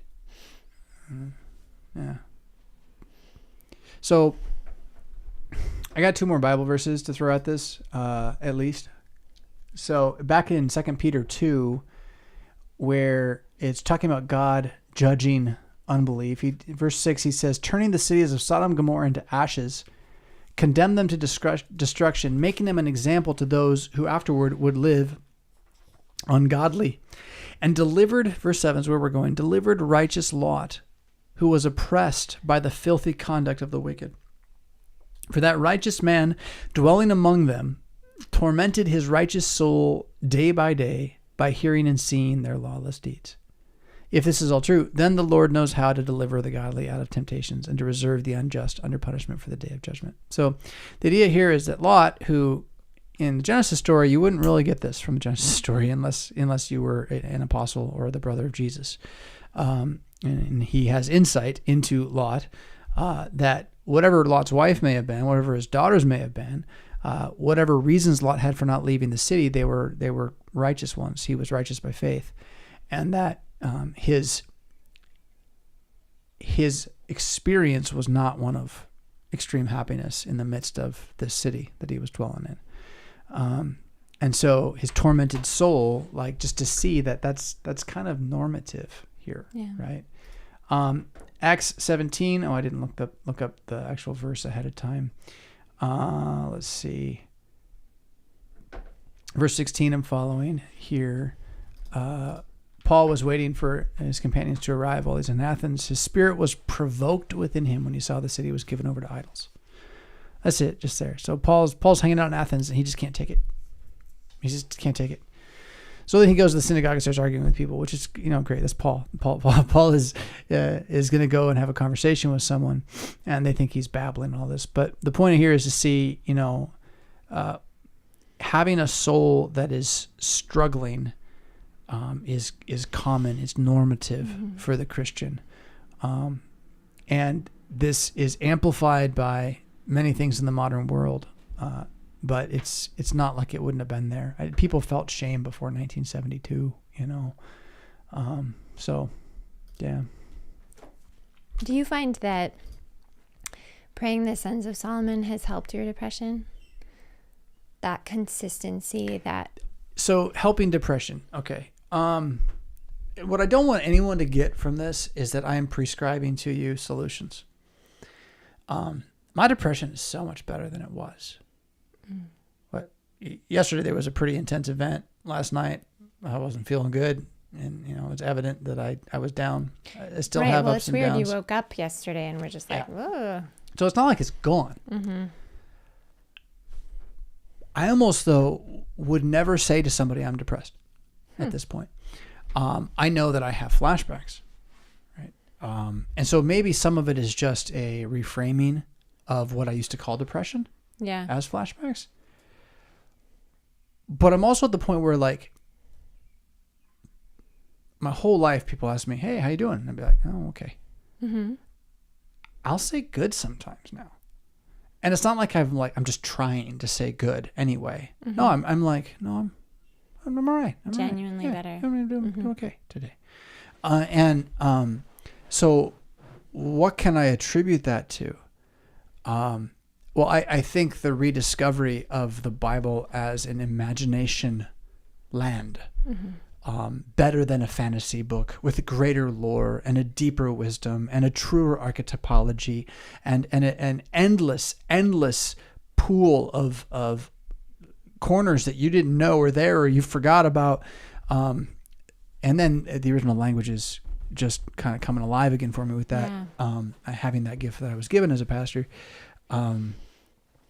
That's been a big part of it. But then around that, I had all these other things that in my natural life came into place as well. I discovered a diagnosis for what my traumatic pathology was. And I mean, God, that was really enlightening. I found a non-sugar-based diet, which then removed a certain up and down that the insulin roller coaster creates, right? So I stopped drinking. And I'll have a beer sometimes, have two sometimes, get a headache the next day after just two. It's kind of ridiculous, but like, I mean, that makes a difference in stuff. I learned to believe that we were being isolated and started fighting against it. I turned the screen off, stopped just pummeling myself. There was a lot of stuff I've done. Sons of Solomon has been the thing that sort of started it for me. Okay. Because that was back when I started questioning everything I thought I knew. And I was driven to find a way to pray the Psalms and convince people to pray the Psalms, to read the Proverbs and convince people to read the Proverbs. But it was more than that too, because I went through this whole phase where I was like, since I have to question truth, 2020, right? They're lying to me. Everything I believed and listened to, all the authorities I trusted, I don't trust them now. And since I'm this kind of guy, I wasn't like, well, I just don't trust Fauci now. Right? Did I say, am I in trouble for saying that? I hope I don't get in trouble for saying that. I just don't trust some people now. For me, it was like an epistemology question, like to the very core, like, what do I believe then? Like how do I know what I know? Are we real at all? I mean, that was the question. And what I knew I wasn't going to question was that Jesus is risen and that the Bible is true. And then I fell into kind of an old hunch, which is that we don't read the Proverbs enough. Why don't we read the Proverbs? Oh my goodness, why does no one read the Proverbs? We should read the Proverbs someday. I never did it. I just kind of always felt like, well, why don't we read the Proverbs? It's kind of weird. And I fell back into that. And then the Psalms were like accidental beside it. While I'm questioning everything, so I'm not just questioning like, are watching movies a good idea, right? Is democracy actually a functional way to run society? Or I'm not just questioning that. I'm like, how come clocks tell me what to do all the time? Is the clock healthy or good? Like, why don't I go to bed when the sun goes down? Because like I opened Genesis 2, right? It's like, and it gave the lights in the sky for marking times. And seasons and signs. And so it's like, oh, the moon is there because it's supposed to talk to me and tell me something. Well, that's weird. I've never even looked at the moon. I mean, whoa, that's really weird what that thing does. It doesn't even make sense. But the sun made sense, right? Up and down. And it's like, and I'm working on trying to get better sleep. So, I have a circadian rhythm, blah, blah, blah, blah. Long story short, so I go like 3 months, 4 months, you remember, without a clock. I'm like, clocks are bad. Clocks are from the devil. And I wasn't quite like that, but it's like, well, what if they are? Could I live without a clock? What would happen? How would I have a clock then without a clock? What if I prayed 4 times a day and spaced it out to create a clock out of the Word of God? Sons of Solomon prayers. So yes, at the heart of my renovation of my psychology on purpose over several years is praying the Sons of Solomon prayers with diligence, even when I don't want to, even when I say them too fast and don't pay attention to them, because they're the clock that stabilizes my algorithm, my narrative. Yes, whatever else has happened that's improved my battle with depression, that was the heartbeat underneath all of it, and is so stable. It's just so stable. Yeah, it's kind of like a constant foundation that you can stand on, even when the waves of life are pushing against you. So, so initially, yes, it was a heartbeat, and now, I mean, initially it was a timekeeper, and now it's, it still functions as a clock for me. Although this past week I've been really bad about the evening ones. They just kind of, I don't know what caused that. But I've been missing them for a couple days, which I don't like. Like I can feel it. Yeah, you can feel it. But like, no, the thing about it is like whether I'm praying the mid-morning ones at 10 or at 2, it still serves at that as opposed to being like a chronological, orderly, measured by moment clock. It's like kind of like when you're running a race that you know where you've been. You've run this route before, and there's that marker. Oh, there's that marker. I know where I am. I know where I am in the day. Right? It serves as that, no matter what the time actually is. Right.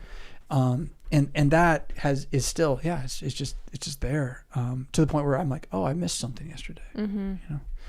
And if you are able to pray them throughout the day at the times designated, not necessarily clock times, but, midday, morning, midday, early evening, and then late evening, it's breaking through that more negative input that the world wants to give us all day long with the promises of Christ and that constant. So I've found it to be like chatting with an old friend, that rejuvenation that comes from having them break into your mundane task and say on the telephone, hey, how are you doing?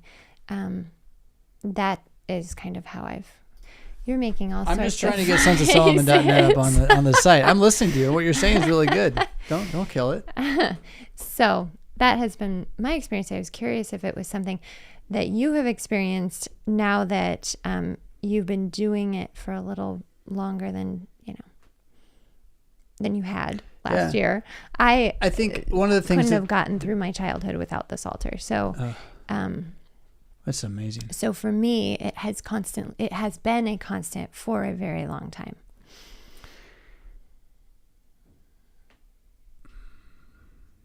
That's really cool.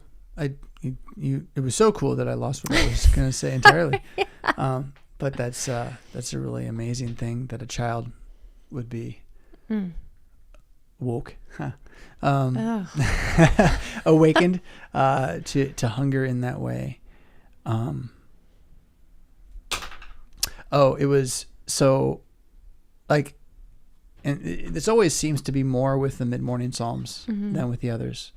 I just don't want to do them.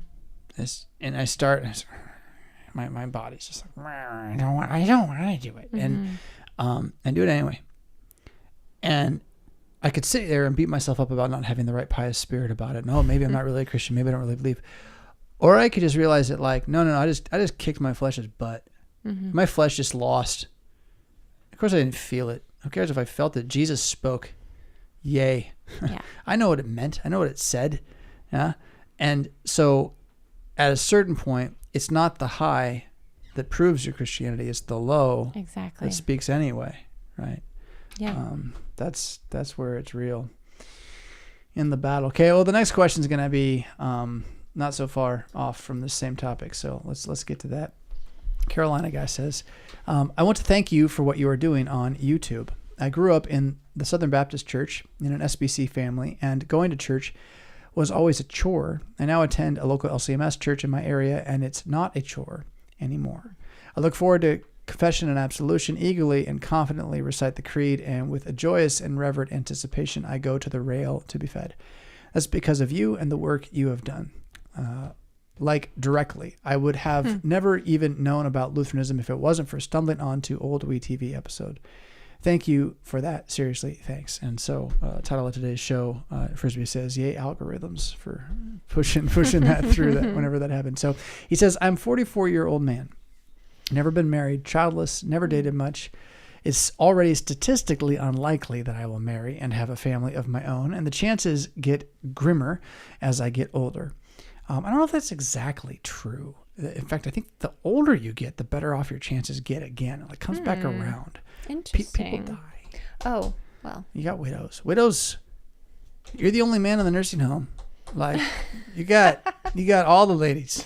So, anyway, I just, you're right. Like in your 30s, if you're a single guy, like the girls are taken. But I think once you start hitting your 50s, it opens up again. And it's not just deaths, but it's, there's divorces out there too. And there are Christians who repent and figure out what they did wrong and are worth marrying. So, where to go? I'm where I'm at because of my own poor life choices and terrible personality. I want to come back to that. And that's on me. That's good. So as I look at the future of dying alone, you're a long way from that, 44. My question is, what psalm can I pray for comfort in my loneliness? And not pleading just, "Oh God, bring me a wife." I think you should plead that. I really do. I think you should plead it every day. But rather, "Oh God, save me from the poison of bitterness and envy." That's a good prayer. It makes me think of something else. So there's a great line from Jesus. It's one of those ones that struck me that year that I was renovating everything. He says, "And now what shall I say?" This is just a quote from Jesus. "Now what shall I say? Father, save me from this hour? No, Father, glorify your name." Wow. Can I follow that guy? I want to follow that guy. Just say, what should I say? Save me? Don't save me. Glorify your name. Oh man, so good. So, but save me from the poison and bitterness of envy. Yeah. Pray for God to glorify what His truth is in you. I am not as familiar with the Psalms as I should be, and nothing really leapt out at me. Thanks again. So, okay. If you haven't picked up the Sons of Solomon Psalms, you can check that out at sonsofsolomon.net. You can send a contact there, and actually we'll send you a booklet you can use, which I really recommend using it. Like actually reading out of it and until it's all worn out and gross and beat up and disgusting looking. You'll be proud of it at that point. But if you haven't done that, those are a good place to start. With that, then, at the back of that booklet, the Psalm 119 plan, which is to take a different 8 verses of Psalm 119 every day and just put it on repeat, watch, rinse, repeat, just keep going through and through and through, alpha, beta, gimel. That's potent juju right there. I can't express to you how it's so powerful. It's so useful that the fact that in the Hebrew lectionary, I don't have it for 8 days of the month really bothers me. I'm like fiending for my Psalm 119. It's just, speaking of clocks, it's a monthly clock, but it's more like a 3-week clock. So, I'd push you there. And then the next thing I would say is, you need to become more familiar with the Psalter, obviously. And so you just need to read a different Psalm every day. I mean, just straight through, just kind of keep going. Just do it one every day. Yeah. Maybe 2, one in the morning, one in the evening. Doesn't matter. But when I say read here, this is key. This is really key. Is that where this is here? Yeah. I mean out loud.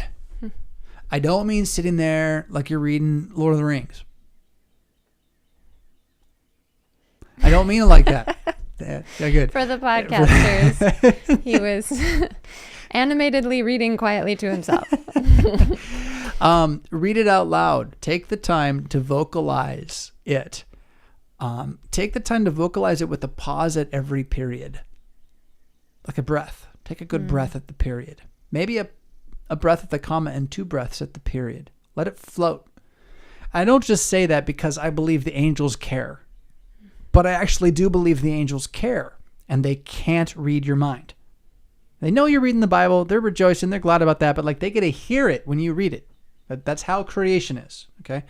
I know it's weird. Not everyone agrees with me on that necessarily. You know, it's not like, that's not peeper dogma there, but like, no, really, actually it is peeper dogma if you go look it up. So, I'm just applying it. So read it out loud, not just for the angels, but for you.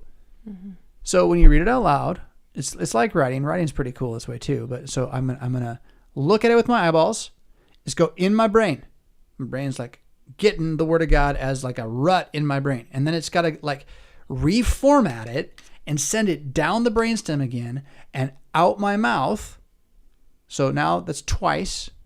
And as it's being reformatted into vocalization, I'm also hearing it come back in my brain one more time with my eyes at the same moment. It's like threefold. It's like cramming it into your soul. So you got angels, you got natural philosophy, you got the slowing down that it does for you. I think the word of God's meant to be spoken. I gave you all these reasons for it, but just the power. It's the power of the word of God. Speak it. Have it on your tongue. You want to remember it when you're dying and have something to say when you're dying. Say it out loud when you read it. It'll change the way you see the Psalter. They're not meant to be just kind of like looked at. So every day, different psalm out loud. Psalm 119, 8 verses every day out loud. Sons of Solomon, how can I not pitch it? There are other psalms you could use as a clock. Anybody could have come up with this and picked 9 psalms or 10 psalms and set it up, but we picked the Psalms of Ascent because they're about living in the diaspora. They're about living at a time when no one else believes what you believe, and you got to go back to Jerusalem alone, or maybe with a small group of people, and you're hoping for the restoration of the kingdom. So, hey, it sounds like where we are, yeah. But the point is to get some psalms that you say often enough that you memorize them, that they're just in your blood. Unless Jesus Christ builds a house, those who labor build it in vain. Yeah. So from there, then, I will give you a recommendation that Psalm 120, in my distress, I called on Jesus. He heard me. Deliver my soul, O Jesus, from lying lips, from a deceitful tongue. What shall be given to you? What shall be done to you, you false tongue? Sharp arrows of the warrior, the coals from the broom tree. Right? So he wants liars to be just taken away. Woe is me that I dwell in Meshach. I dwell among the tents of Kedar. This is the first Psalm of Ascents, by the way. It's the only one that's not in the Sons of Solomon stuff. Dwelling in the tents of Meshach and in Meshach and the tents of Kedar. This is like out among the pagans. Like I'm stuck among unbelievers. My soul has dwelt too long with one who hates peace. I am for peace, but when I speak, they are for war. So I don't know. Maybe that's not the one you need, but it jumped out to me. Psalm 44 is all about being at a time when it's just not going well for the church. You've cast us off. You put us to shame. You do not go out with our armies. You make us turn back from the enemy. Those who hate us have taken spoil for themselves. They've scattered us among the nations. You sell your people for next to nothing and are not enriched by selling them. You make us a reproach to our neighbors, a shaking of a head among the peoples. Dishonor is continually before me, and the shame of my face has covered me, because of the voice of him who reproaches, because of the enemy and the avenger. All this has come upon us, and we haven't forgotten you, nor have we dealt falsely with your covenant. Our heart has not turned back, nor have our steps departed from your way, but you've severely broken us and covered us with the shadow of death. If we'd forgotten the name of our God or stretched out our hands to a foreign God, wouldn't God know that? For he searches the secrets of their heart, yet it is for your sake that we are being slaughtered all day long. We are accounted as sheep to be killed. Awake. Why do you sleep, Jesus? Arise, don't cast us off forever. Arise for help. Redeem us for your mercy's sake. I mean, it gets your blood going, right? It's got to get your blood going a little bit. A little bit. I don't know if it's for the next question. Yeah, it's for the next question. So, what do you got, Miss? I couldn't live without the Psalter. I appreciated Bonhoeffer's book. Oh, yeah. Praying the Psalms, just as not to really, it gives you more familiarity with the Psalms and how to look at them. And also he quotes Luther. And so you have just kind of what these fathers, Luther's a church father. Would we consider him a church father? I mean, not the same way. I just don't want to make people angry. Just call him the venerable and devout Dr. Luther. The brothers in the faith who have gone before us, what they think about the Psalter is reassuring to me as I have studied it. So that there was that one, and then the Confessions of St. Augustine. He quotes the Psalms constantly just in his dialogue, and it gives you an understanding of how accessible the Psalter is. So I appreciated reading what I've read of his confessions as I've studied the Psalms. And then I liked the various Psalms that you recommended. Psalm 139 is something that came to my mind and has been a great help to me in my distress.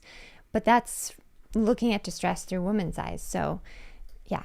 It is a little different, isn't it?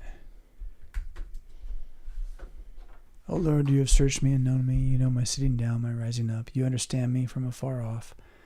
You are acquainted with all my ways. There's not a word on my tongue, and you don't know it altogether. You've hemmed me in behind and before. Where can I go from your spirit? You're in heaven. You're in the depths. I'm summarizing here a little bit. But the bit about all my tears in your bottle is in this one, right? Every day is written. Yeah. Your eyes saw my substance being informed. In your book, they're all written. The days fashioned for me, when as yet there were none of them, right? So you and the other gentleman in the comments who's talking about how he's never going to get married because it won't happen because he's got reasons.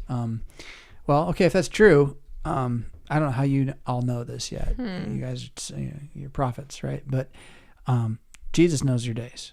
And so the days that he's fashioned for you, better to be under that guidance than trying to make your own way. How precious are your thoughts, O God? Oh, that you would slay the wicked. Depart from me, you bloodthirsty men. I love it. I love it. Search me, know my heart. Try me, know my anxiety. Purge the wickedness from outside of me and lead me in the way of everlasting life. So, yeah, I got the Confessions of St. Augustine up here. And then, again, that Psalms, the prayer book of the Bible by Bonhoeffer, $8.39 on Amazon. It's a great little resource. It is. Yeah. It was very edifying. Yeah. The last time I flipped through it. Yeah. Okay. We're getting close to the end, and we got one more, and it's more of the same challenge. So, a little longer here. Dear Rev Fisk, how do we distinguish between spiritual and psychological issues? Or is that even a valid question? Are we able to separate these? Maybe in some sense you've answered this question before when you've said we should always be repenting of the things that have gone wrong in our lives, even if we're unable to see exactly what our role was. But how does that look? I've confessed my despair and struggles with prayer and scripture, reading to my pastor. I think he's confessed these things to the pastor. Yes, I think so. I've also started seeing a therapist, but I'm questioning whether that is the right way to handle this. Can I repent of my sin and despair while also seeking psychological help to understand what, other than the devil and my sinful nature, is driving me to such despair? And the answer is, yeah. I'm not going to say all therapists are good. Please be careful. But no, you're not repenting by trying to fix your pathology. Quite the opposite. Facing your pathology.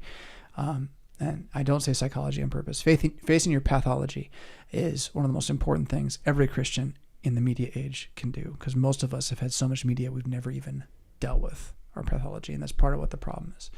And not that everyone's got what I got, but everyone's got, lots of us got something. Let's just say it that way.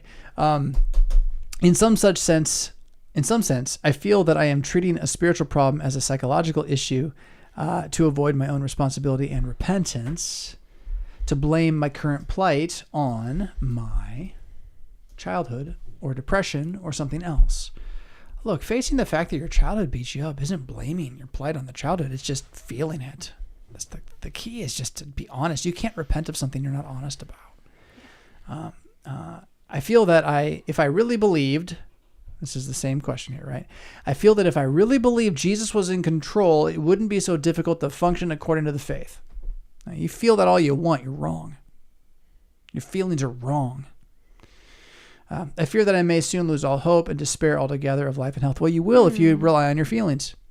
If you think your feelings are going to be the magical juju solution juice that makes everything fine again just because you love Jesus now, you're going to beat yourself out of the faith.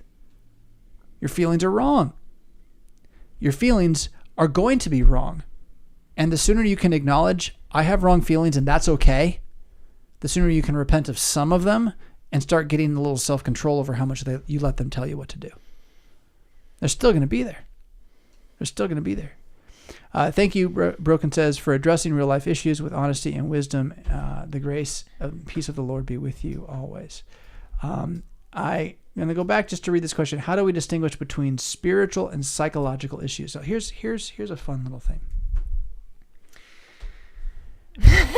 You looked at me. Buckle your safety belt. Here I go. You know how you say the word soul in Greek? Tell us. Psyche. Psychology. It's the study of the soul. If you want to use the study in the classic, biology, study of life. So, ology, this is just logos. This is just words. So psychology is just your soul words. Which, to think that that's some secular thing that only has something to do with the material scientific world, that's the lie. How do we distinguish between the spiritual and the psychology? Psychology is spiritual. It's obviously, is it physical? You have a chemical reality in your brain that we can watch it and stuff. We got no idea how it's really working, except for we can watch the salts move back and forth. So we don't know how to make it do anything. Okay. But the point is your thinking about what you feel is not something you see. No one else sees it. It's an invisible reality. It's spiritual. Even the atheists would do well to stop refusing to believe that it's spiritual in the sense that you can't see it, you can't touch it. So psychology, without question, is the dealing with the words that drive your soul. That's why then pathology is the form your psychology has taken that is a repetitive pattern that could be good or bad, frankly, but usually is used to describe a repetitive pattern that is not good. You're on a path of words. I'm really glad you defined that. Well, that's not the textbook definition, but it's where the word comes from. Mm-hmm. And pathos actually is from pathos too. So, ethos, logos, pathos are the three edges of the person, kind of in Greek thought. And so your ethos, your ethics, is what you do. Mm-hmm. Pathos, your passion, it's what you feel. Mm-hmm. And logos, your logic, is what you think. Somebody wrote a book named Broken, dealing with these three different edges of humanity. But so it's not really a true etymology with the word path, but it's not wrong either. So your emotions are a habitual path that you are building with certain words you speak to yourself in your head. And that habit is one that it is imperative that if you've repented of it, you must change it. And it won't change like this very often. Not very often. Why? Because it is an electrical current pathway in your head and your gut and your nervous system that you've run electricity through over and over and over and over again. So it's a rut. Mm-hmm. The only way you're going to change that rut is by forming a new path for your soul. And certainly a therapist, therapy is Greek for healing. I don't know that therapy always does heal people, but the idea is honestly, they're going to give you an objective scenario where you get to form some new paths. Your pastor should be doing this in the sermon, sort of, because the text does this. Singing the hymns does this. But honestly, the church has gotten very... what's the right word? It's not. I don't want to say dogmatic. Dogma's fine. It's. We've gotten very engineering-esque about the whole thing, though. It's all logic, mm-hmm. right? It's all. It's not soul words. It's I don't know, how we think about it. So I'll memorize how the Trinity can be diagrammed, and now I'm Orthodox, right? Like, what does that have to do with your soul? Who the Trinity is has a lot to do with your soul. That bit I did before, just looking at Jesus and what he says in the moment where he's going to go to the cross. What do I say? Save me? Or do I say, Father, thy will be done? Like, finding his path, finding his psychology, not in the sense of the way most people use that term, but how did he think? Mm-hmm. What did he seek? Why? Right? And again, in theory, a Christian therapist is going to bring the best of both worlds on this. We live in a time when lots of people aren't doing a good job at their jobs right now. Have you noticed? And people are scared. Things are falling apart. So don't assume just because you have a therapist that they have your best interest in mind at all. What was the joke? We should have all the doctors have to wear patches on their white jackets to show, who their sponsors are. That way you'd know what they're trying to sell you. And so, buyer beware. But you're not wrong to pursue an objective conversation with a human being trained to get you to face your own conditioning and to enable you to recondition yourself. I think it can be done without a therapist. I think it's hard. But that's the path I've been taking. You definitely need a support person. You need a supportive community. Mm-hmm. So if you decide to go the route of no therapist, I'm going to do this on my own. Well, find a friend, find a relative, find. And the thing is, that can be a lot to ask Yeah. from those people. So, even from a pastor, pastors aren't always equipped to be there every day for you, right? That's right. Not always. They can't, because they can't be there for everybody. It's not humanly possible. That way. So that's where the therapist, at the very least, provides you like a paid talk session. I mean, honestly, just to walk into the therapist and be like, okay, so you don't talk, but you're going to listen to me talk. And maybe you're going to just say some stuff back to me of what I said, but you're just going to let me talk. And then you talk, rah, rah, rah, rah, rah. And then when he's like, they're taking notes, but can I have your notes? Give me a copy of your notes. And you go review those notes later, like see what they thought that way. That's interesting. Yeah, wouldn't it be? I'm not, really entirely serious about that. I think you want the therapist to talk. You just want to, again, make sure that they have your best interest in mind and not an agenda to push, because there's those with agendas. Yeah. Because psychology is soul logic. Mm-hmm. And so you're never not in a spiritual situation. There's never just a doctor of brain soul. Like, there is no hard line between church and world. Mm-hmm. I had Bible verses for this. I thought. Yeah, this one gets me. So ye who are feeling guilty, so this one always gets me. It's like, it just crushes me. Proverbs 25:28. I think it's 25:28. Whoever has no rule over his own spirit is like a city broken down without walls. It crushes me every time. Because I know I got more than I had, but still, it's just like you can drive armies through the walls in my soul. That's why, I walk into the cigar place. I'm like, I'm ashamed. I can't even look people in the wow, scary. It's like I got no walls. Right. But I love it. Because it's like, how do I say this? I repent. Like, I can't repent and fix it. I can't. I've tried. Not magically, not instantly. It just isn't done. Mm-hmm. But that's true. And what I feel and experience is the lie. This is kind of the Proverbs 31 thing. Like, in Christ, I do have rule over my spirit. Doesn't mean that I'm actually going to enact it. It means he's enacting it when he wants it to be. Mm-hmm. Right? So there's a hedge around me, a wall around me like none other. Baptismal armor shining everywhere. And so I can repent of where I see my failing on this just by knowing that he's got it covered. And then I can love what it says. I'm like, okay, well, Maybe I'll pick up a stone and put it on top of another one, have like a pillar that someday could become a wall. So I love that one there. And then, Paul, 2 Corinthians 4. It is God who commanded light to shine out of darkness, who has shone into our hearts to give the light of the knowledge of the glory of God in the face of Jesus Christ. But we have this treasure in earthen vessels.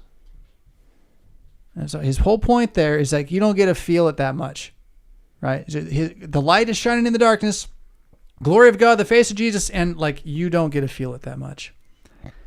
So that the excellence of the power may be of God and not of us. We are hard pressed on every side, yet not crushed.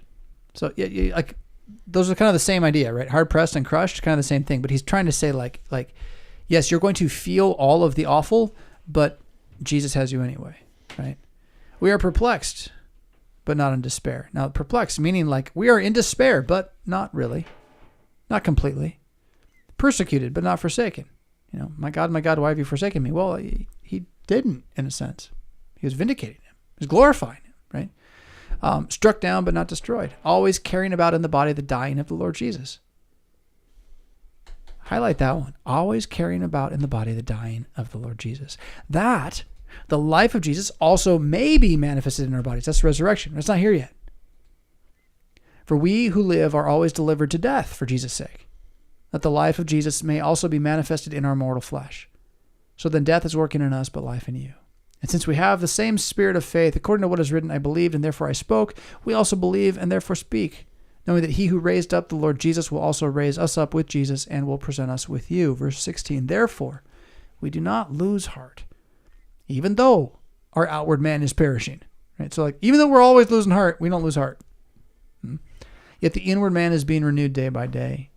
For our light affliction, that's the one we feel right now that hurts so much, is but for a moment, and is working for us a far more exceeding and eternal weight of glory. While we do not look at the things which are seen, but at the things which are not seen. For the things which are seen are temporary, but the things which are not seen are eternal. Chapter 5. For we know that if our earthly house, this tent, is destroyed, we have a building from God, a house not made with hands, eternal in the heavens. For in this way we groan, earnestly desiring to be clothed with our habitation which is from heaven, if indeed, having been clothed, we shall not be found naked. For we who are in this tent groan. We who are in this tent groan, being burdened, not because we want to be unclothed, that is to die, but to be further clothed, that is to be raised, that mortality may be swallowed up by life.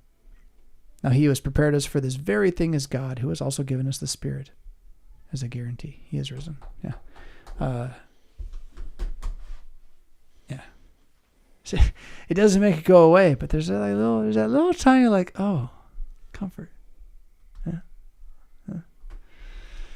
Conviction, courage, courage.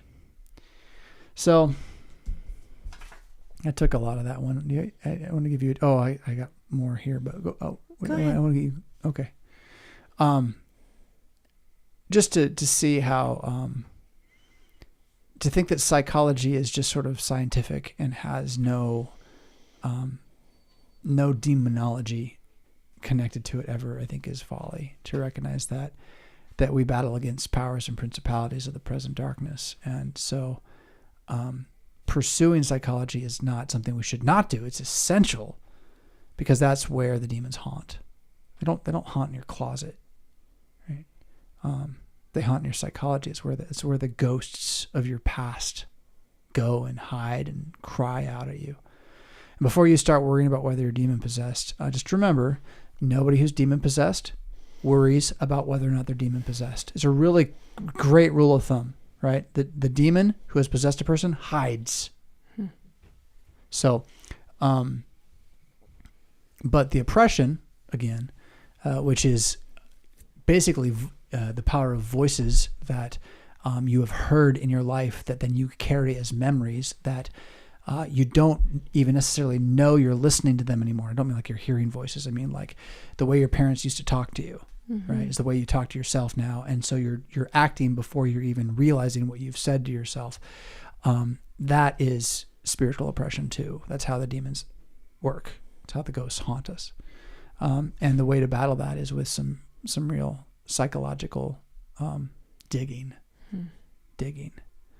That's not hiding from it. That's not blaming something else. That's owning it. Owning it. Yeah. I appreciate the encouragement that Brené Brown gives in Daring Greatly, just to allow yourself to look at who you are in your very vulnerable state and not shy away from that. Yeah. To stare the shame in the face and not run away, but to actually keep looking at it. Yeah. Yeah, I've enjoyed in the past Jocko Willink and the way he talks about same idea, really. Ownership is what he talks about. And he in his book, Extreme Ownership, kind of leads it in a business direction, but it applies across the board. And if you're gonna change it, you have to really grab what it actually is. You can't try to make it be something else without owning it for what it is. And when you're dealing with trauma specifically, the only way it changes is that you just take it in. Feel it. You don't send it away. You know, it's not like a herd of pigs. You just, and the more that you are able to rightly just own the trauma, it just is what it was, the less powerful it is. The power of trauma is in hiding from you. And every time you try to push it away, even with this like, it's forgiven and I should do better, you're actually, you're hiding from it.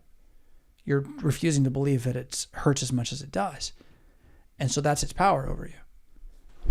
Whereas if you just take the pain and feel the pain, now the power is gone. Now there's nothing to fear. Nothing to depress. Yeah. I am convinced, this is what I mentioned earlier about CPTSD discovery helping with depression, is I was depressing my knowledge of my neglect as a child. And by no longer depressing it, I'm no longer depressed. I'm just in flashbacks instead. I was in flashbacks before too. I just had depression in between. If you're depressed, what are you depressing? I don't know who said that to me. Someone said that to me years ago. I thought it was Will Wheaton. Maybe. Yeah. Yeah, because he had mentioned the thing. Yeah, I think it was. What are you depressing? And I was like, I don't know. I'm not mad at anybody. Don't underestimate your capacity to lie to yourself. We're good at it. This makes me think of how when we read stories, you have various chapters that come together with different kinds of characters. There's evil characters and good characters, heroic people and not heroic people. And they have events that are boring to read through. They have events that are exciting and thrilling and adventurous. And then you have emotional times and you have really dry times. But at the end, all of it put together created that story and the unique ending that story had. And for each of us, I know maybe it's one of those fad things to talk about your story, but we each do have a story. Each of us has an individual life that we've lived, and all those little pieces have created who we are today. And so it would be blind of us to try to ignore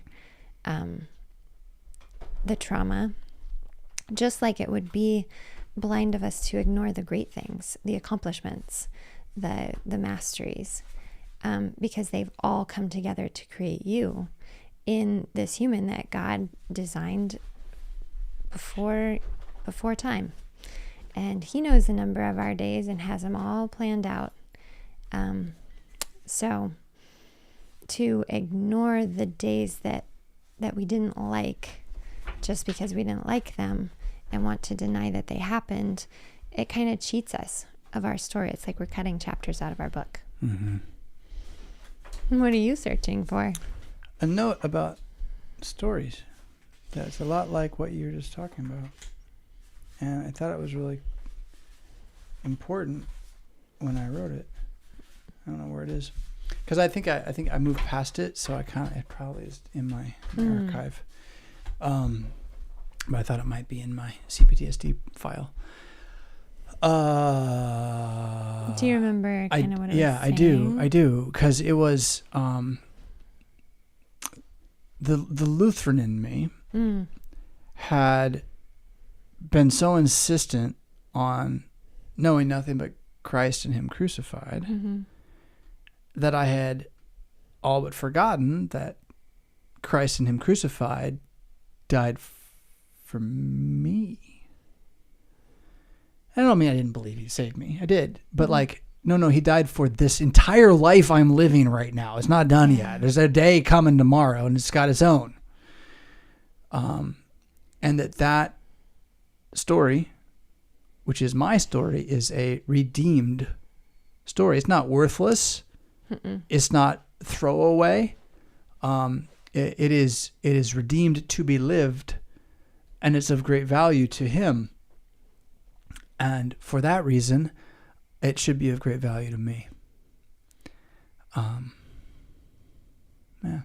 The animated Prince of Egypt. Is that Steven Spielberg who put that together? I don't think so. Who puts that together? I have no idea who's behind it. It was well done, though. Okay. Well, anyway, there's a song that Jethro, Moses' father, sings to him, talking about how each life is part of a grander design. And if you take out one thread of a tapestry, you lose the whole blanket, the whole piece of work that has been woven together. One of the problems is that the church growth, health welfares have made that the gospel. Yeah. That is their gospel. And it is not itself, it is incomplete without Christ and Him crucified. When every time you read a story in the Bible, it's about you, the Bible gets pretty depressing eventually. Yeah, it does. So, but then we Lutherans have kind of gone the other way. Like, we see someone falling off the horse one way, and we're like, no, and we jump in the river on the other side. And so, rediscovering that your story matters, that your story is real and good. Just that thought. My story is worth living. How do I know? God gave it to me and He bought it back in Christ. It must be. And that doesn't mean that it always feels good. No. Just like when we read stories. If there aren't always good parts, because you have to have the bad parts to have the good parts. That's right. It wouldn't be a good story. Right. If it was just you sitting there watching the sunset all the time. It wouldn't. Yep. It wouldn't be a good story. That good story needs Aufhängthang. Big time suffering. It needs it.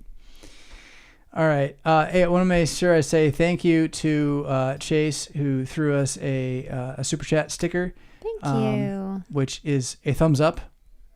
And I don't know if that's a picture of a thumbs up or if you just said a thumbs up because I can't see the pictures. And we haven't done any of this here. You can find out all the rest of what we do at revfisk.com, and you can help us a lot by going to subscribestar.com/revfisk or patreon.com/revfisk and signing up to help us out with the current economic climate. I know that's a challenge for a lot of people. We've had some revolving door going on, and those of you who are on your way out, thank you for what you have done in the past. Those of you who are sticking with us, thank you for what you're doing now. And those of you who've never supported us before, we could really use your support at this time. So subscribestar.com, Rev Fisk, or patreon.com/RevFisk, both subscription approach here to what we do on Stop the White Noise. Stop the White Noise is also brought to you by Mad Christianity. All our technology is provided by Mad Christianity and the Hebron Collegium, a division of, we'll leave that for later. Hebron Collegium is a gap year Bible school for men here in Rockford, Illinois. You should consider setting your trajectory for righteousness. If you don't know what you're doing yet, take a year and come study the Bible with other like-minded men. Put your feet on the ground. Explore a little bit of how do we say it earlier? Test yourself by doing less and more than you thought you could all at once, and see if you don't come out on the other side with your head held high.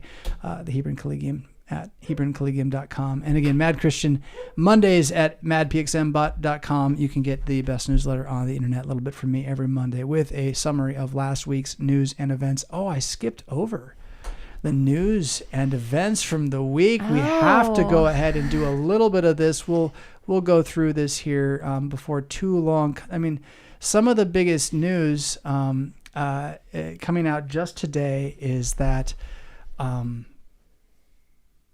Prime Minister of Japan, former Prime Minister of Japan, Abe, I think it's pronounced, was assassinated in the street while speaking to a group of 100 people. He's retired. He's known for, at least in Japan, being conservative. I couldn't tell you whether I like him or not, but assassinated in the street with a homemade gun. I believe the gun laws are far more severe in Japan than they are here. So a homemade shotgun, and 2 shots, and he died today. Quite a thing. Meanwhile, this past week there were shootings here in the United States. On July 4th, you had a shooting in Chicago at a parade, 4th of July parade, killed 9 people, I believe. You had a shooting that night in Philadelphia. At least 1 cop was injured in that event. The day before all of this, there was a single black man who was killed by police officers after fleeing from them and shooting at them in his vehicle. That made all the news until the next morning. We would have a whole week of bad cops if we didn't have bad guns coming our way because of these shootings. But what no one is talking about is that on the same 4th of July, 80 people were shot in South Chicago. That is, one of those neighborhoods where they don't catch everybody. They don't even try anymore. Wow. And remember, Chicago has some of the strictest gun laws in the United States, including red flag laws. So all the laws they want to pass from the top, which Biden today, after Abe's shooting is talking about gun laws in America again. It's like everything is. Anyway, gun laws, you can pass the gun laws, whatever. Then you pass them, it's not going to stop this. That's the problem. It'll stop other things, but not this. And the sadness of Chicago being a wasteland of death and destruction at this point. There are good neighborhoods, some of them, but why does the news only cover certain things? Why? Did you know that the Denmark farmers are in complete rebellion and have blocked off all sorts of Denmark?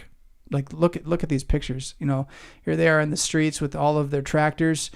Here's tractors blocking. I mean, they were spraying manure and poop on stuff in front of politicians, buildings and things, all because of climate change regulation that was basically going to put them all out of business. Wow. As of today, I'm under the impression that they have arrested 15 different farmers. There's a lot more than 15 here. And some of the blockades have been dispersed. If it goes the way Canada went, I think it was today again, Tamara Lich, the organizer of the trucker protest, she was being sentenced to bail, something like that. Okay. So anyway, the trucker protest achieved nothing in Canada. It was big, but it achieved nothing in terms of changing anything. So will this change anything? I don't know. It's largely being ignored at the same time that this is happening, the Dutch Prime Minister is giving a speech at the World Economic Forum. So, that's going on. This little video here, it is, I don't know if I should do it that way, the music. If you go to my Twitter page, at Rev Fisk at Twitter, I've got this one pinned and I'll leave it there so you can watch it. It's done in the stylization of Steamboat Willie, old cartoons, and it is one of the most profound little pieces of art I have seen in a very long time, dealing with the brainwashing that's taking place in our society and our complete lack of an ability to see what's going on. So it's about 2.5 minutes long. I don't show videos to my kids, and I showed this one to my kids, and did its work and scared him. Pinterest Scared was him to death. canceled. Yeah. Two accounts, two of our kids' Pinterest accounts after this. And that was something that we'd had conversation. You know, we really want you to take it off your device. We want you to take it off of this. We don't want you to go on it unless it's this or that. And just, they're like, done. Yeah. Done. Yeah. It's worth looking at. I want nothing to do with it. Worth looking at. If you already agree, you'll agree more. If you don't already agree, you might get mad, but that's okay. It's worth it. And then I don't even know who Franz Kafka is. I think he's a writer. He's well known for, I know the name from somewhere, but somebody retweeted or tweeted some Franz Kafka, and I retweeted it. Here's the highlight.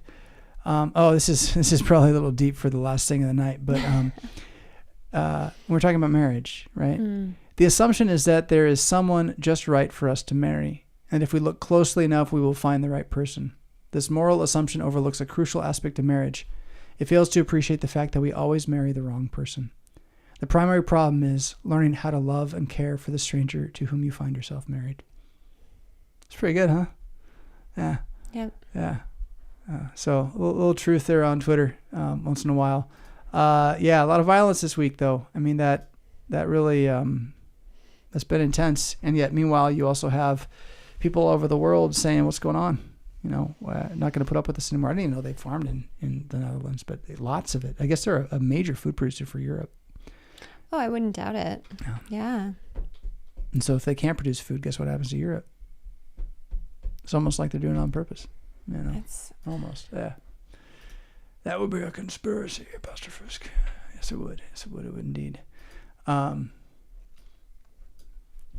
you're just clicking on the computer. I'm closing. I don't know I'm what to closing do. all We're this gonna stuff. click on the computer. Well, you could wind us toward an ending.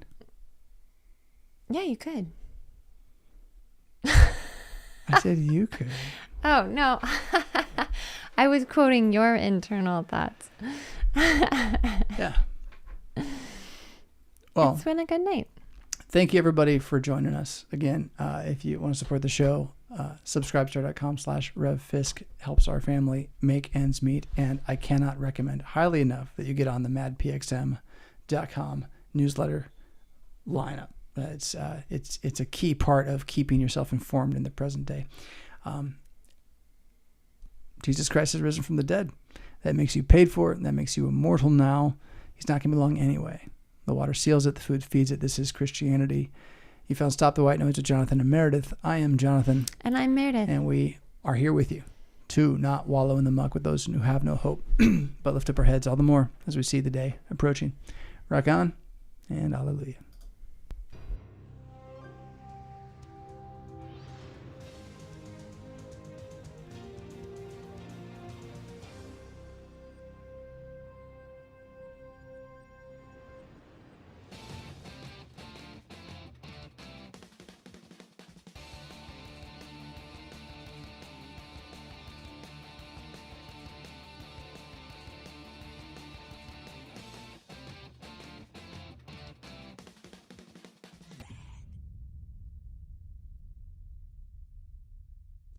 Was that worth $1?